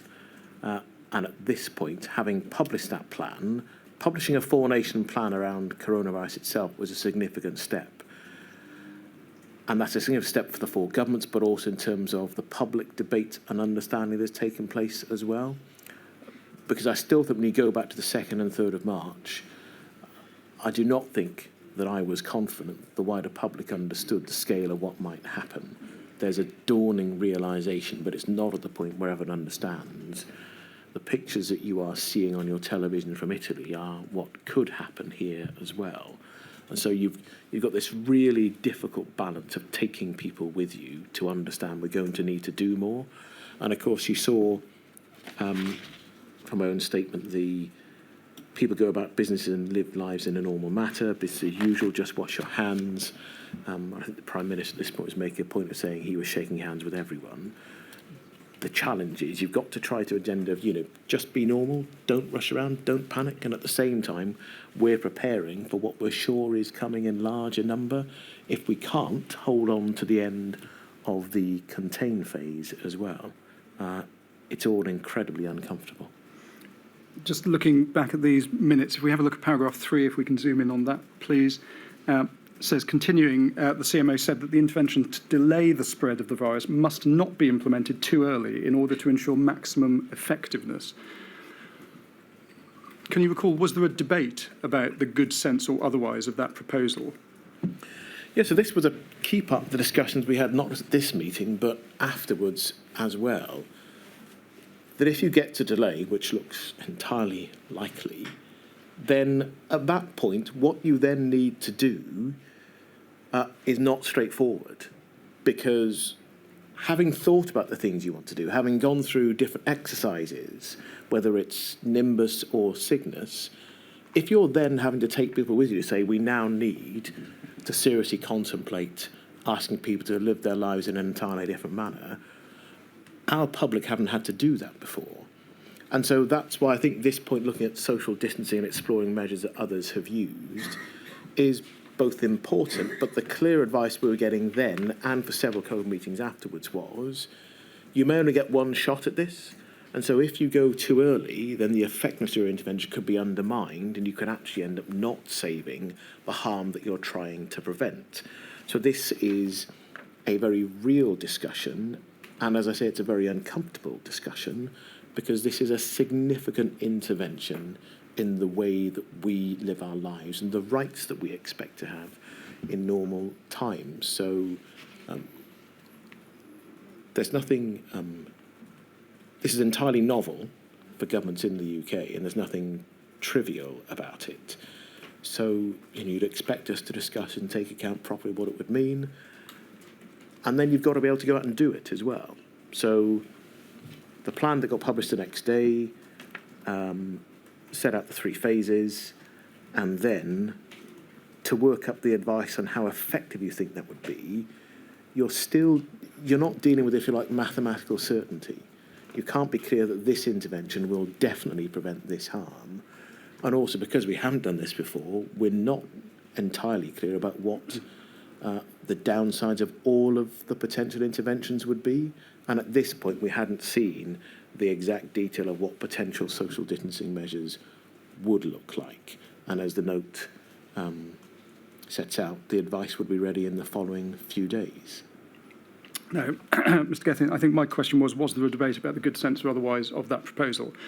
I think And the answer is yes. In that very long answer, I think the answer is yes. Yes. I appreciate you have got a lot that you want to say, but we have got a very detailed witness statement from you. We will obviously have regard to that witness statement, and I'm just aware that we've got an awful lot of material to cover with you today. So perhaps I could just ask you to keep your answers slightly shorter than they have been, if that's all right. Now, the day after this meeting, there's a cabinet meeting, Welsh cabinet meeting, the 4th of March. INQ 48789, please. If we could have a look, page 2, para 1.4, please. Starts there, the UK government leading on a single piece of legislation to provide emergency powers that would cover the 4 nations. Now, you've explained in your witness statement that by this point in time, 4th of March, the decision had been made by the UK government not to use the Civil Contingencies Act 2004 because it was considered that there was still time to legislate. And although not the CCA, you explained that your understanding remained that it would be a new UK Act would be the legislative vehicle used to respond to the pandemic. And whilst the Welsh Government would have input into that bill, the UK Government would be the primary decision maker once that Act received royal assent. Is that right? That was my understanding. There would always be devolved choices to make. Health, education, others are devolved, but it was our understanding that would be the case. It's also worth just pointing out that that was what I thought the settled view was at the time. There was then an attempt before we went into lockdown to try to see if the Civil Contingencies Act could be used. I think Jacob Rees-Mogg was a cabinet member who attempted to say that we should go back to that and have everything centralised. But this was a position we were in. And we know that by the time we get to the COBRA meeting on the 20th of March, it was in fact decided then that the use of the Public Health Control of Disease Act would be the legislative vehicle used to respond to the pandemic in England and Wales. And you say, again, it's in your paragraph 425 of your witness statement, you say that whilst you agreed that the use of public health powers was the right decision, it was not a comfortable decision for a UK Secretary of State to take powers in a devolved space. So just to be clear, though, that was a UK government decision which the Welsh Government and yourself agreed with, the use of public health powers to respond to the pandemic. Yes? Yes. And once that decision had been made, the responsibility for primary decision-making became that of the Welsh Government, with the consequence that Wales obviously had to pass its own corresponding legislation. Did that impact on the Welsh Government's response to the pandemic? And what I mean by that question is, up until the 20th of March, which is quite, as we know now, is quite late in the day, 3 days before the national lockdown, up until the 20th of March, there had been this assumption that it would be UK government being the primary decision maker with a new piece of legislation. You then find out on the 20th of March that, in fact, public health powers are going to be used. What impact did that have on the Welsh Government's response to the pandemic? What decisions would have been taken differently, or perhaps they wouldn't have been taken differently had you known that before the 20th of March?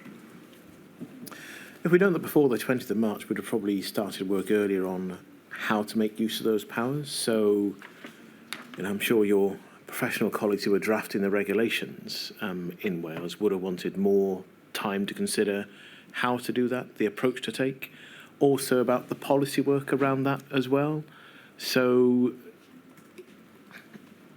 as in everything, through March, even an extra day or two, I think, would have made a difference to your preparation ability then to deliver as well. So once the choice is made, we then have to, frankly, just get on with it. because by this point we know there's no time to delay. And I think by the 20th we'd had it was the 20th or 21st, there was the meeting where we looked at the possibility of a Welsh lockdown if we couldn't move as all four nations, which I cover in my statement. If we go back to these cabinet minutes, I think it's over the page 2.6, please. There is effectively a readout of a SAGE report that summarised the current understanding of COVID-19. So 80% of the population infected, 80% mild symptoms, remaining 20% likely require hospitalisation. That would equate to around 160,000 people in Wales requiring some form of hospitalisation. Of those, 133,000 would require oxygen and 14,000 would require ventilator support. Now, the inquiry's heard evidence from various people, including the former Prime Minister and the former Secretary of State for Health in Module 2, that with an R value above 1 and exponential growth, there was a very real concern that the number of people requiring some form of hospitalisation would eventually result in the NHS in England being overwhelmed. To what extent did you or the Welsh Government collectively at this Cabinet meeting have a view as to the impact of the virus on the NHS in Wales in terms of would it be overwhelmed, and if so, when? So if you look at the minutes of Cabinet, in the one in paragraph 2.5, we do talk about considering the implications beyond the NHS, but there were significant NHS implications. So yes, we were concerned, and Cabinet was aware that the impact could overwhelm the NHS. I think it's minute 2.8 that talks about the potential admissions equating to a quarter of annual hospitalisations. So this is an extraordinary amount of harm that potentially comes in if the reasonable worst case scenario, something approaching it, arrives. So, these are pretty terrifying figures to have to look at, and you've then got to make choices to try to make sure you don't get to the reasonable worst case scenario. If we can move away from these minutes and look at some COBRA minutes from the 4th of March, they're INQ 4056218. And I think we need to go to page 8, para 17, please. There is a discussion, there's a discussion there about MPIs. The director for Go Science said that there were a number of MPIs that could be taken to delay and flatten the peak of the outbreak, such as social distancing, closing schools, discouraging mass gatherings. Go Science had not looked at combinations of interventions for modelling, and the work was underway. Had the Welsh Government been looking or had begun looking at MPIs at this stage, or was this work being left to the UK Government? It was entirely being left to the UK Government because, of course, Dr Orford is on SAGE at this point, so the conversations they are having are feeding into our conversations as well.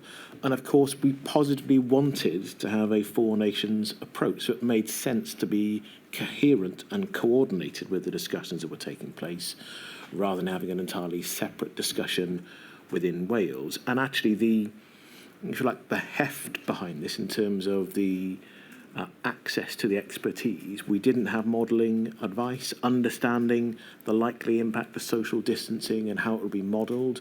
We didn't have that capacity available to us at this point in the pandemic. That came much later. So actually, it's entirely right that we're directly engaged in this conversation. I think characterising it as simply leaving it to others is not, I think, an accurate reflection of what happened, but certainly led by the UK Government, undoubtedly. There was a discussion at this COBRA meeting about public compliance as well, and the minutes record that there was a lot of uncertainty, and one of the biggest variables was that behavioural scientists had noted compliance with interventions.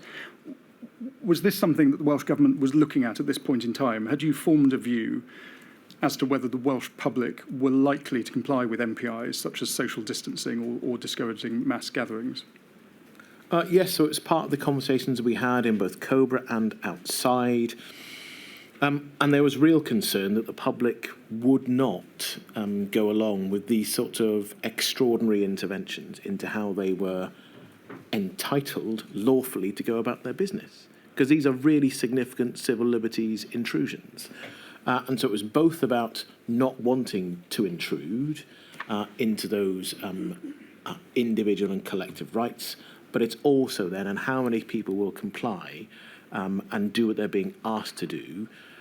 And actually that matters, because that matters about the impact of whether social distancing reduces the level of harm. So the initial behavioural science advice was, I think, more pessimistic about public response. And I think I covered that in my statement in the end. Actually, people were much more responsive when the time came.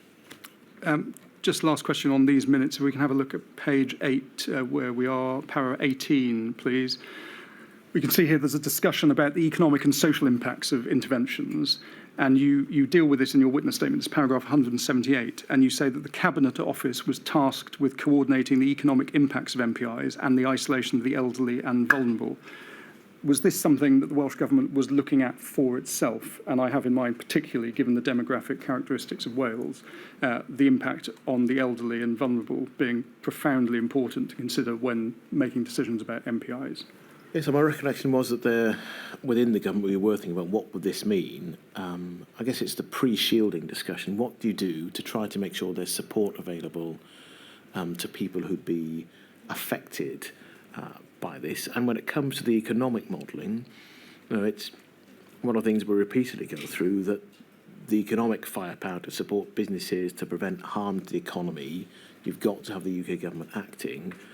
And that isn't just the economy, it goes into everything else, because economic inequalities and health inequalities neatly overlay on top of each other.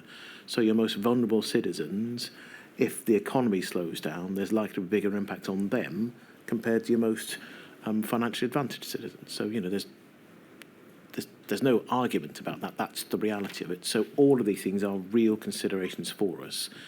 So we're not simply turning up to COBRA and saying, whatever you say, and then we're not going away and getting on with other stuff. We're actively going through all of these considerations and what will this mean for us. You say at paragraph 184 of your witness statement that the message coming from within COBRA in these early March meetings was explicitly, don't overreact, measures taken too early are wasted. Mm-hmm. I want to get your views as to what extent did the debate about not going too early, as there was a limit or thought to be a limit as to what the population might be able to countenance, how did that slow down, whether it did, slow down ultimate decision making in your view? So it was a genuine concern, and there was advice that actually if you introduce these interventions, there is likely to be significant civil disobedience that would need to be policed. And the behavioural science advice we had was of a percentage of compliance and whether that would be enough to slow down what was happening. So it was a real factor. And it's again one of those benefit of hindsight points. With the benefit of hindsight, if we'd known how supportive the public would have been, we could and probably would have taken some steps earlier, but everything else would have been needed to have been aligned around it as well. And actually, I think as you go through, I think I've made this point earlier, every few days the mood changes and shifts as there are more cases and it's clear about the harm that is around you, not just somewhere else. So from where we're on the 6th to the 16th to the 26th, I think the public are in really quite different spaces about what they're prepared to do and why. If we can have a look at some minutes of I think it's the first meeting, in fact, of the Covid-19 core group, which was the 11th of March. It's INQ 30215-171, please. Para 2 on that first page, being told there's now 15 cases in Wales with some community transmission taking place. Mm-hmm. Policy across the UK is still containment, but it would be for COBRA, who are meeting that afternoon, to decide whether to move to the delay phase. If we can turn over the page to page 2 and have a look at para 9, please. Ministers agreed that there would be need for further discussions about the policy on mass gatherings, such as sporting and cultural events. The evidence suggested that such bans would reduce mortality rates by 2%, and it is noted, however, it would be difficult to justify not cancelling events, particularly when the government was advising households to go into quarantine. Mm-hmm.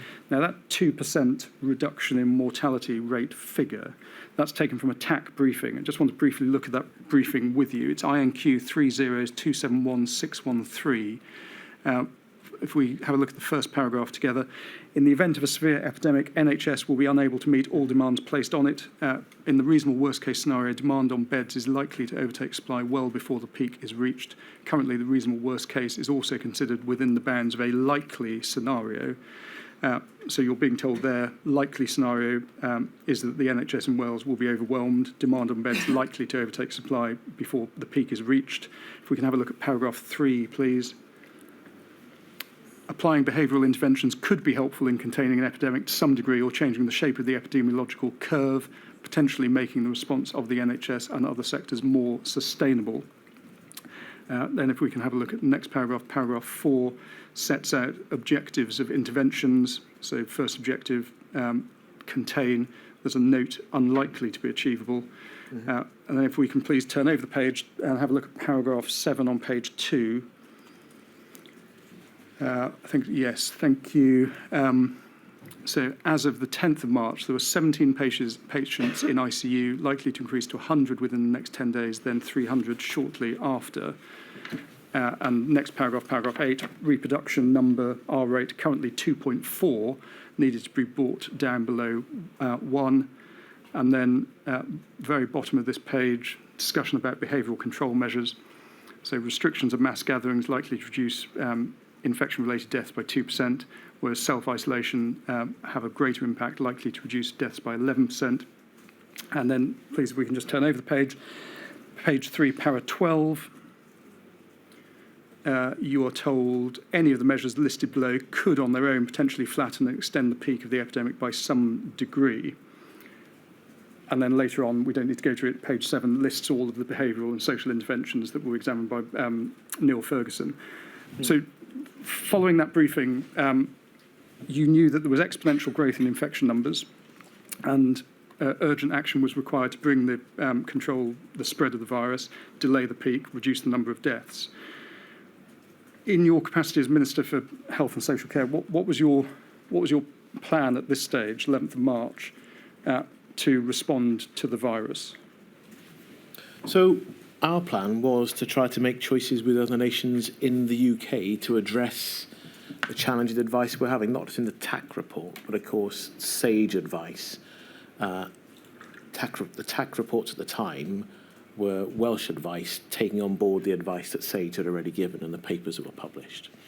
So I think when we're in COBRA meetings, essentially the same points are being made. So we then have a challenge about what we're going to do, and that's where we go back to your previous questions around non-pharmaceutical interventions. And those are things that we were actively considering, and we did eventually then go on to have another discussion on the 12th of March at COBRA that went through those again. So I'm clear that COVID is here, and it's going to grow without interventions. And it's going to grow to a size and shape quite quickly where the NHS can be overwhelmed with significant harm. And so actually you have to do something. It's about the what and the when. And so this is a discussion saying, here's a range of interventions you could do, and this is getting us ready for the choices that we need to make. And our plan is to try to make those choices together with the UK government, the Scottish government, and the Northern Irish executive as well, which is what we did. And you know, the meeting the next day was about going to do that. And there was a genuine, I think a fairly lively discussion about the advice that SAGE and Patrick Vallance and Chris Whitty were giving to the UK government at that time, which was about how far and how quickly can we go. In the end, the advice was significant and there was a response, but it didn't prevent the rapid growth of COVID at this point in March. So the answer to Mr. Paul's question was the plan was to wait a mutually agreed decision between the UK government and the devolved nation? The plan was, we know these interventions are being advised.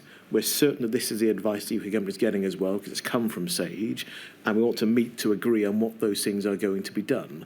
Apart from it, of course, given Mr. Paul's previous questions, we thought that these interventions would require UK government action for a number of them to happen. And in the end, we actually then we did this through public health powers. So we're still trying to make sure that we don't have different voices advising different things in different parts of the UK. and we want to be able to do this together to have the maximum effect. And that was the plan, but we knew we would be discussing taking some of these measures in the very near future. We're not just discussing, but then having to make those choices. Mr. Gething, perhaps to illustrate the point that I think you were making then, and these questions of what and when, in the context of mass gatherings, you say in your witness statement, it's paragraph 195, you say there was no power to force, the Welsh Government had no power to forcibly close. Now, I take it from your statement that your understanding then, at this time, this is 12th, 13th of March, is that the Welsh Government didn't have a legal power to ban mass gatherings. Is that right? That was our understanding, and of course, we found through public health powers that that we did, depending on the nature of the public health emergency we're facing. Can we have a look at the COBRA meeting that you referred to a moment ago? So this is the 12th of March meeting. It's INQ 4056221. If we can have a look at page 5, first paragraph, please. So we see there the Government Chief Scientific Advisor gave a situation update. So number of cases in the UK is increasing. It's estimated 5 to 10,000 cases within the UK. You're told numbers would increase quickly, and sage advice was that the UK was approximately 4 weeks behind Italy, and expected the UK to follow a similar trajectory. If we can have a look, please, at paragraph 3. Chief Scientific Advisor outlines SAGE recommended best approach would be to implement option 1, so namely individuals staying at home for 7 days from the point of displaying mild symptoms, potentially also option 2, so that's household isolation for 14 days, and might want to recommend reduction of social contact by the over 70s. There's a SAGE presentation paper. Yes, let's look at that together, actually. So it's INQ 4056209. If we can have a look at page 6, please. This page is entitled, What Would Be the Effect on the NHS of Interventions? And we see on the right-hand side, graph A, no measures. Below it, graph B, measures 1 and 2. So that's 7-day isolation and household isolation. So in both graphs, the red line, that's freeable beds, and the black line, total NHS beds, they make it plain, don't they, that whatever was done, so either unmitigated or mitigated through those two measures, the NHS would be massively overwhelmed. That's correct. Do you think at this point, so this is the, going back to the COBRA meeting, when you're presented with this, did you think, well, hang on, what can be done to bring the peak below the black or the red lines? Why are we only discussing these relatively modest measures which might be imposed this week, they might be imposed next week? Wasn't there more sense of urgency required? Well, I think, with respect, that's a question from the perspective of hindsight, not where we were at the time. So at the time, we have these graphs. At the time, we have the growth of COVID through the UK, but the two suggested interventions are not modest at that point in time because this hasn't happened before. There hasn't been a nationwide directive telling people with symptoms that look and feel a lot like a common cold to stay at home. So actually this is really quite significant. The challenge is the understanding that you're going to need to do at least this and you're probably going to have to do more.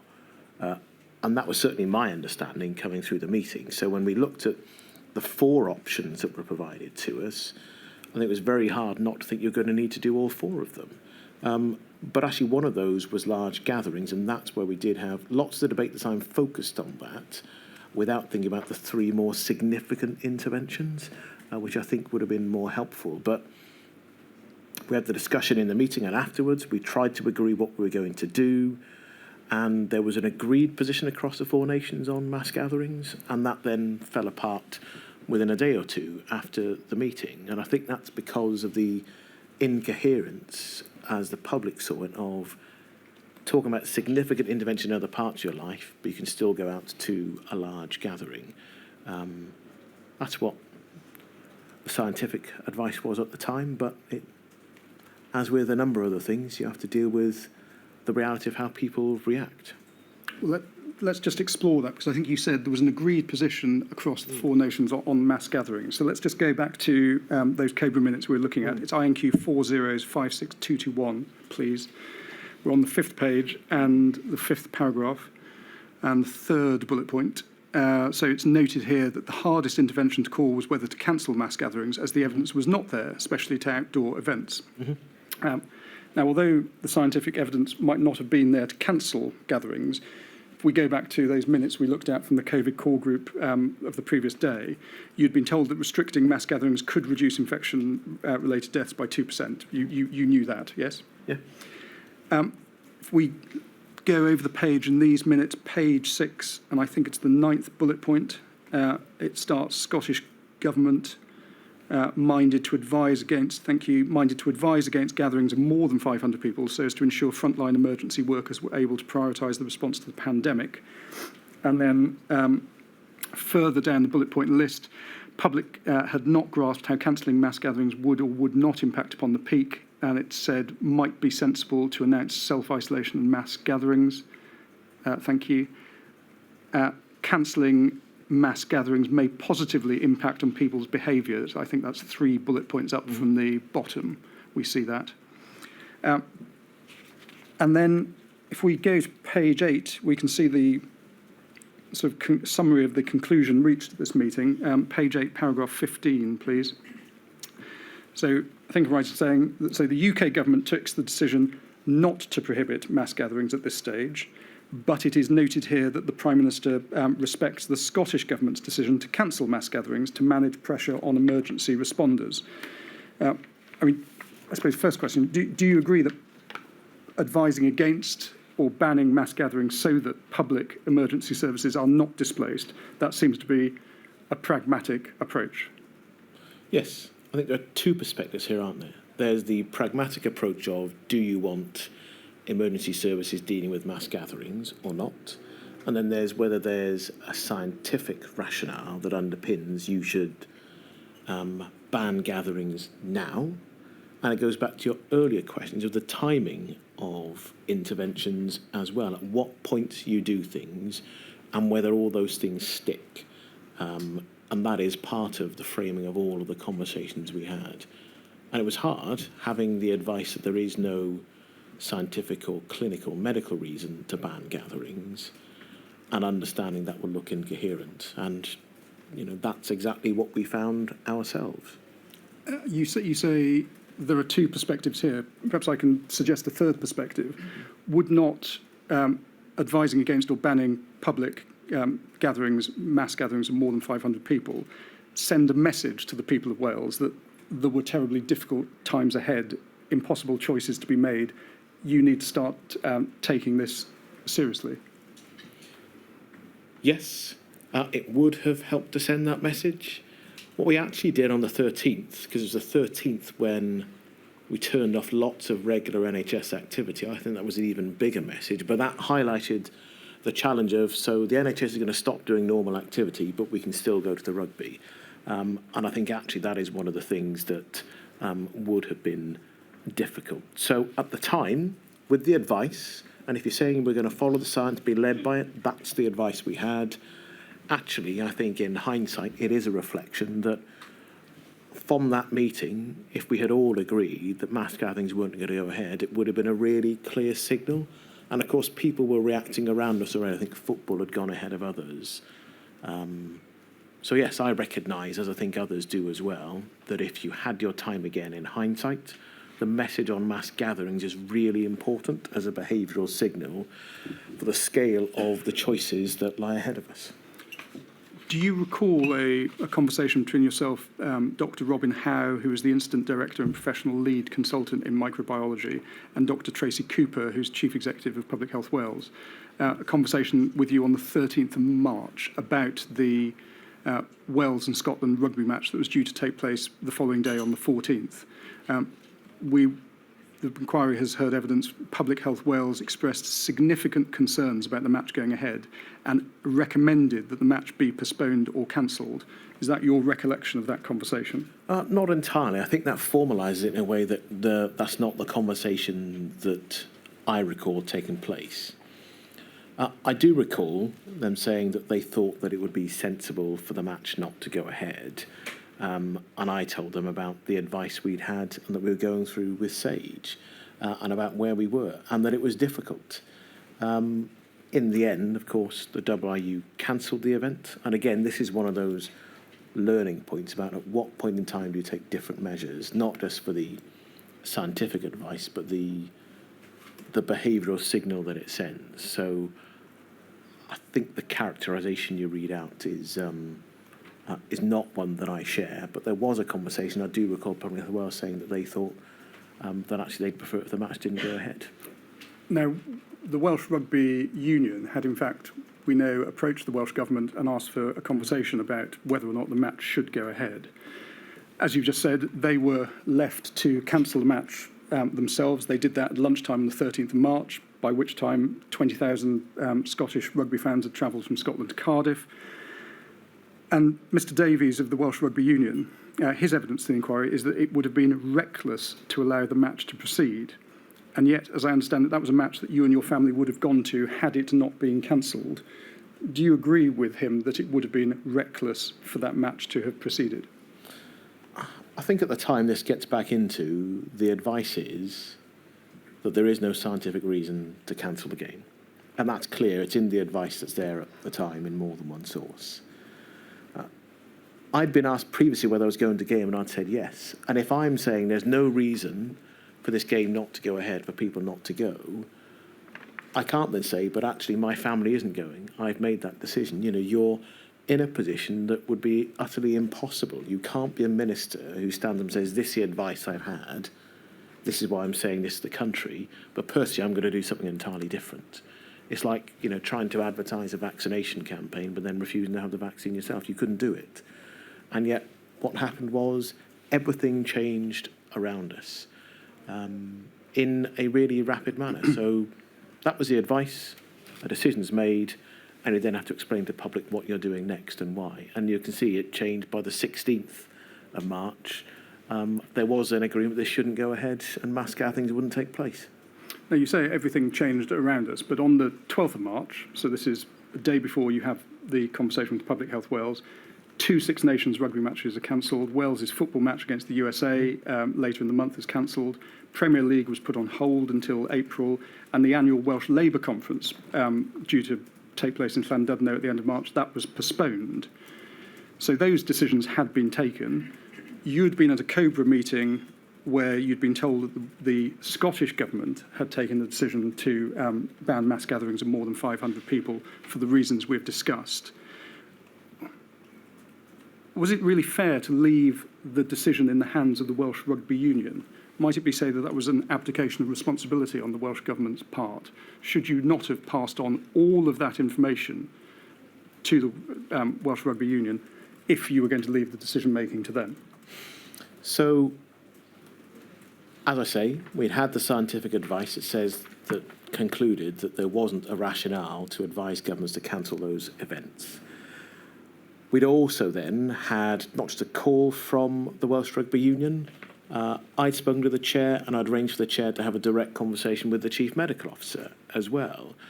So I don't think it's correct to characterise it as the WIU were left on their own, because there'd been a direct conversation with the CMO about the advice that was there, that there wasn't a rationale to do it. And I think with respect, Council,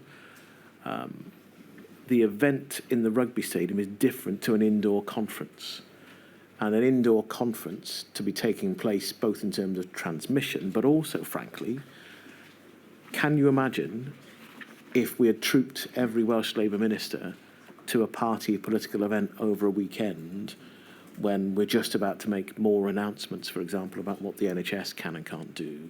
I don't think that would have been tenable.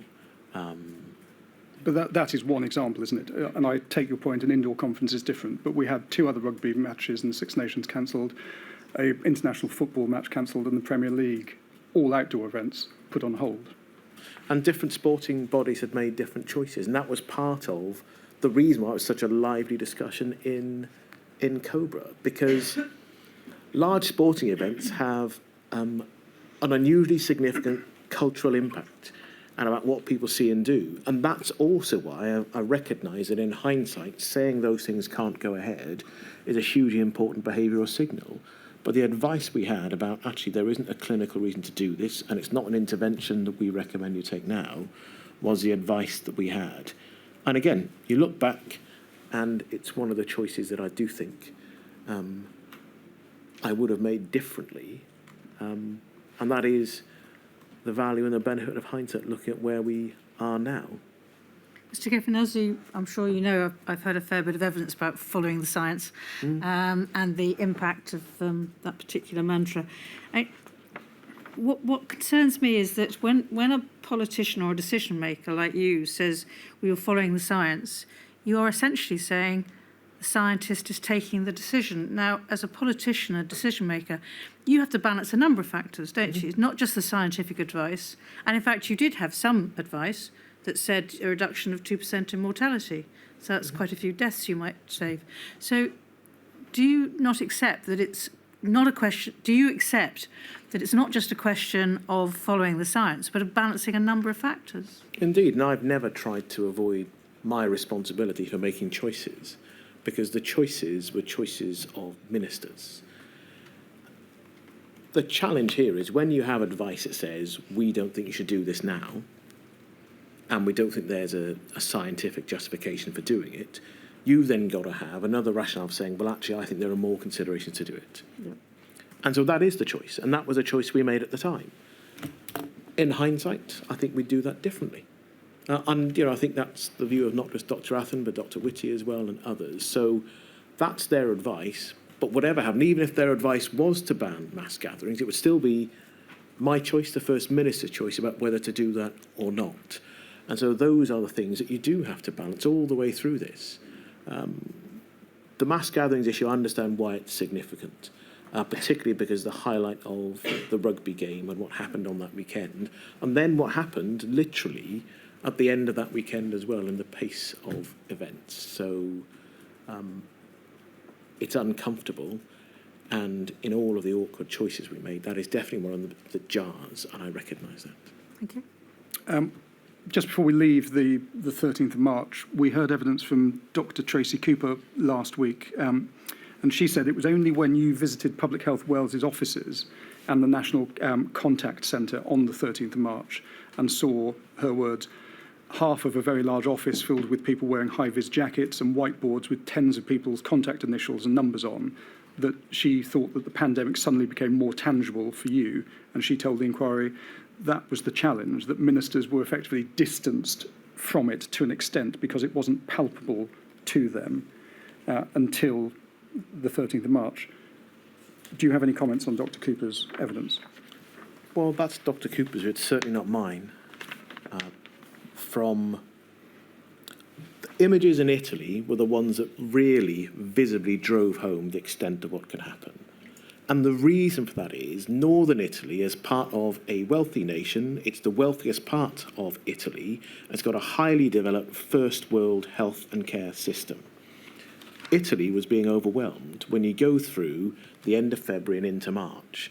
And so actually for me, seeing that was both what could happen here, and that's harm to people, seeing images of people in corridors, but also you know that there is more harm than in a community that isn't in that hospital, and you know there's direct harm for your staff who are seeing that and trying to treat people in that. Staff who go through experiences like that, many of them don't end up staying in the service. And it's because of the harm that is done to them that is, health and well-being harm, that is not just physical harm that might come. So actually for me, by the time I saw Dr. Cooper, I was well aware that we were facing something real and significant. And of course, by then, I'd already asked for advice on what we're going to do around the whole system. And I knew that if I was going to make the announcement that I did make later on that day, that is a significant intervention. No other health minister has ever stood up in front of a camera and said, large parts of your normal NHS are not going to be available within the next few days because something else is going to happen. Now, I want to change topic and perhaps introduce a topic that we won't quite finish before the break, this hospital discharge and care homes. On the 13th of March, you made a public statement, you've alluded to it already, announcing a framework of actions. Now, that framework included measures such as the suspension of non-urgent outpatient and surgical care in Wales, as I think you've said, but it also directed that the discharge of vulnerable patients from acute and community hospitals should be expedited. Now, the inquiry obviously understands the purpose of those measures. They were to maximise the number of hospital beds available to support a potential surge in demand. And expediting the discharge of vulnerable patients from hospital and care homes, you'd accept, though, presented a clear risk that had to be managed, yes? Yeah, undoubtedly. Just want to explore then your understanding of that risk, how it was managed, and whether ultimately you think it could have been managed better. Social care is obviously part of your, or was, when you were health minister, part of your departmental responsibility, yes? Correct. In Module 1, you were asked some questions about the social care sector, I think in the context of pandemic preparedness. And you agreed that one of the major problems facing the Welsh Government, and you say identified as far back as Operation Taliesin and Operation Cygnus, was that it wasn't possible to collate an accurate picture of social care capacity because much of the capacity lay with private providers. Would it be fair to say that that was the position when the pandemic hit in January 2020? Yes, that's correct. Now, in terms of the risk posed to those in care homes, there are three ways, aren't there, in which the virus can enter a care home. Visitors, staff, residents. We know that visitors were stopped from entering care homes early in the pandemic, so that leaves staff coming into work or new residents, usually from hospital discharges. Given the growing number of infections in Welsh hospitals throughout March and April, would you agree that new or returning residents discharged from hospitals presented a significant risk to vulnerable care home residents? So, of course, there was a risk with anyone moving around in the community. And the risk is there in care homes, which is why there'd been advice around infection prevention and control. And infection prevention control is a real issue for the care sector in any event because of the vulnerable population. So it's why the flu season is such a challenge. And it's why there are supposed to be measures in place in every commissioned care home around infection prevention and control. And that risk is there to be managed, as is the risk in a hospital, as is the risk in the community. So I think the difficulty is if you see it only as a self-contained issue, that can tell you something about what you can do within that setting. It can't tell you the full picture about all the risks you need to be able to see and, to manage. So yes, to be understood there are risks, and then it's practically what you then do about them. The inquiry's heard evidence that the best way to mitigate the risk of infection, to use the words of the WHO, is test, test, test. Now, up until the 29th of April, Welsh Government policy was to only test those being discharged if they displayed symptoms. And we know that on the 29th of April, that policy changed to test regardless of symptoms being displayed. Now, that was some 2 weeks after that policy change had been introduced in England. You say in your witness statement, it's paragraph 493, that at the time of your announcement of the framework of actions, so the 13th of March, the testing of asymptomatic patients being discharged from hospital was not discussed with you. You say that this was something that was brought to your attention later and advice changed over time as the understanding about asymptomatic transmission changed. Mm-hmm. Is that right? Yes. Now, I want to explore your understanding at the time about asymptomatic transmission and how that influenced decision-making.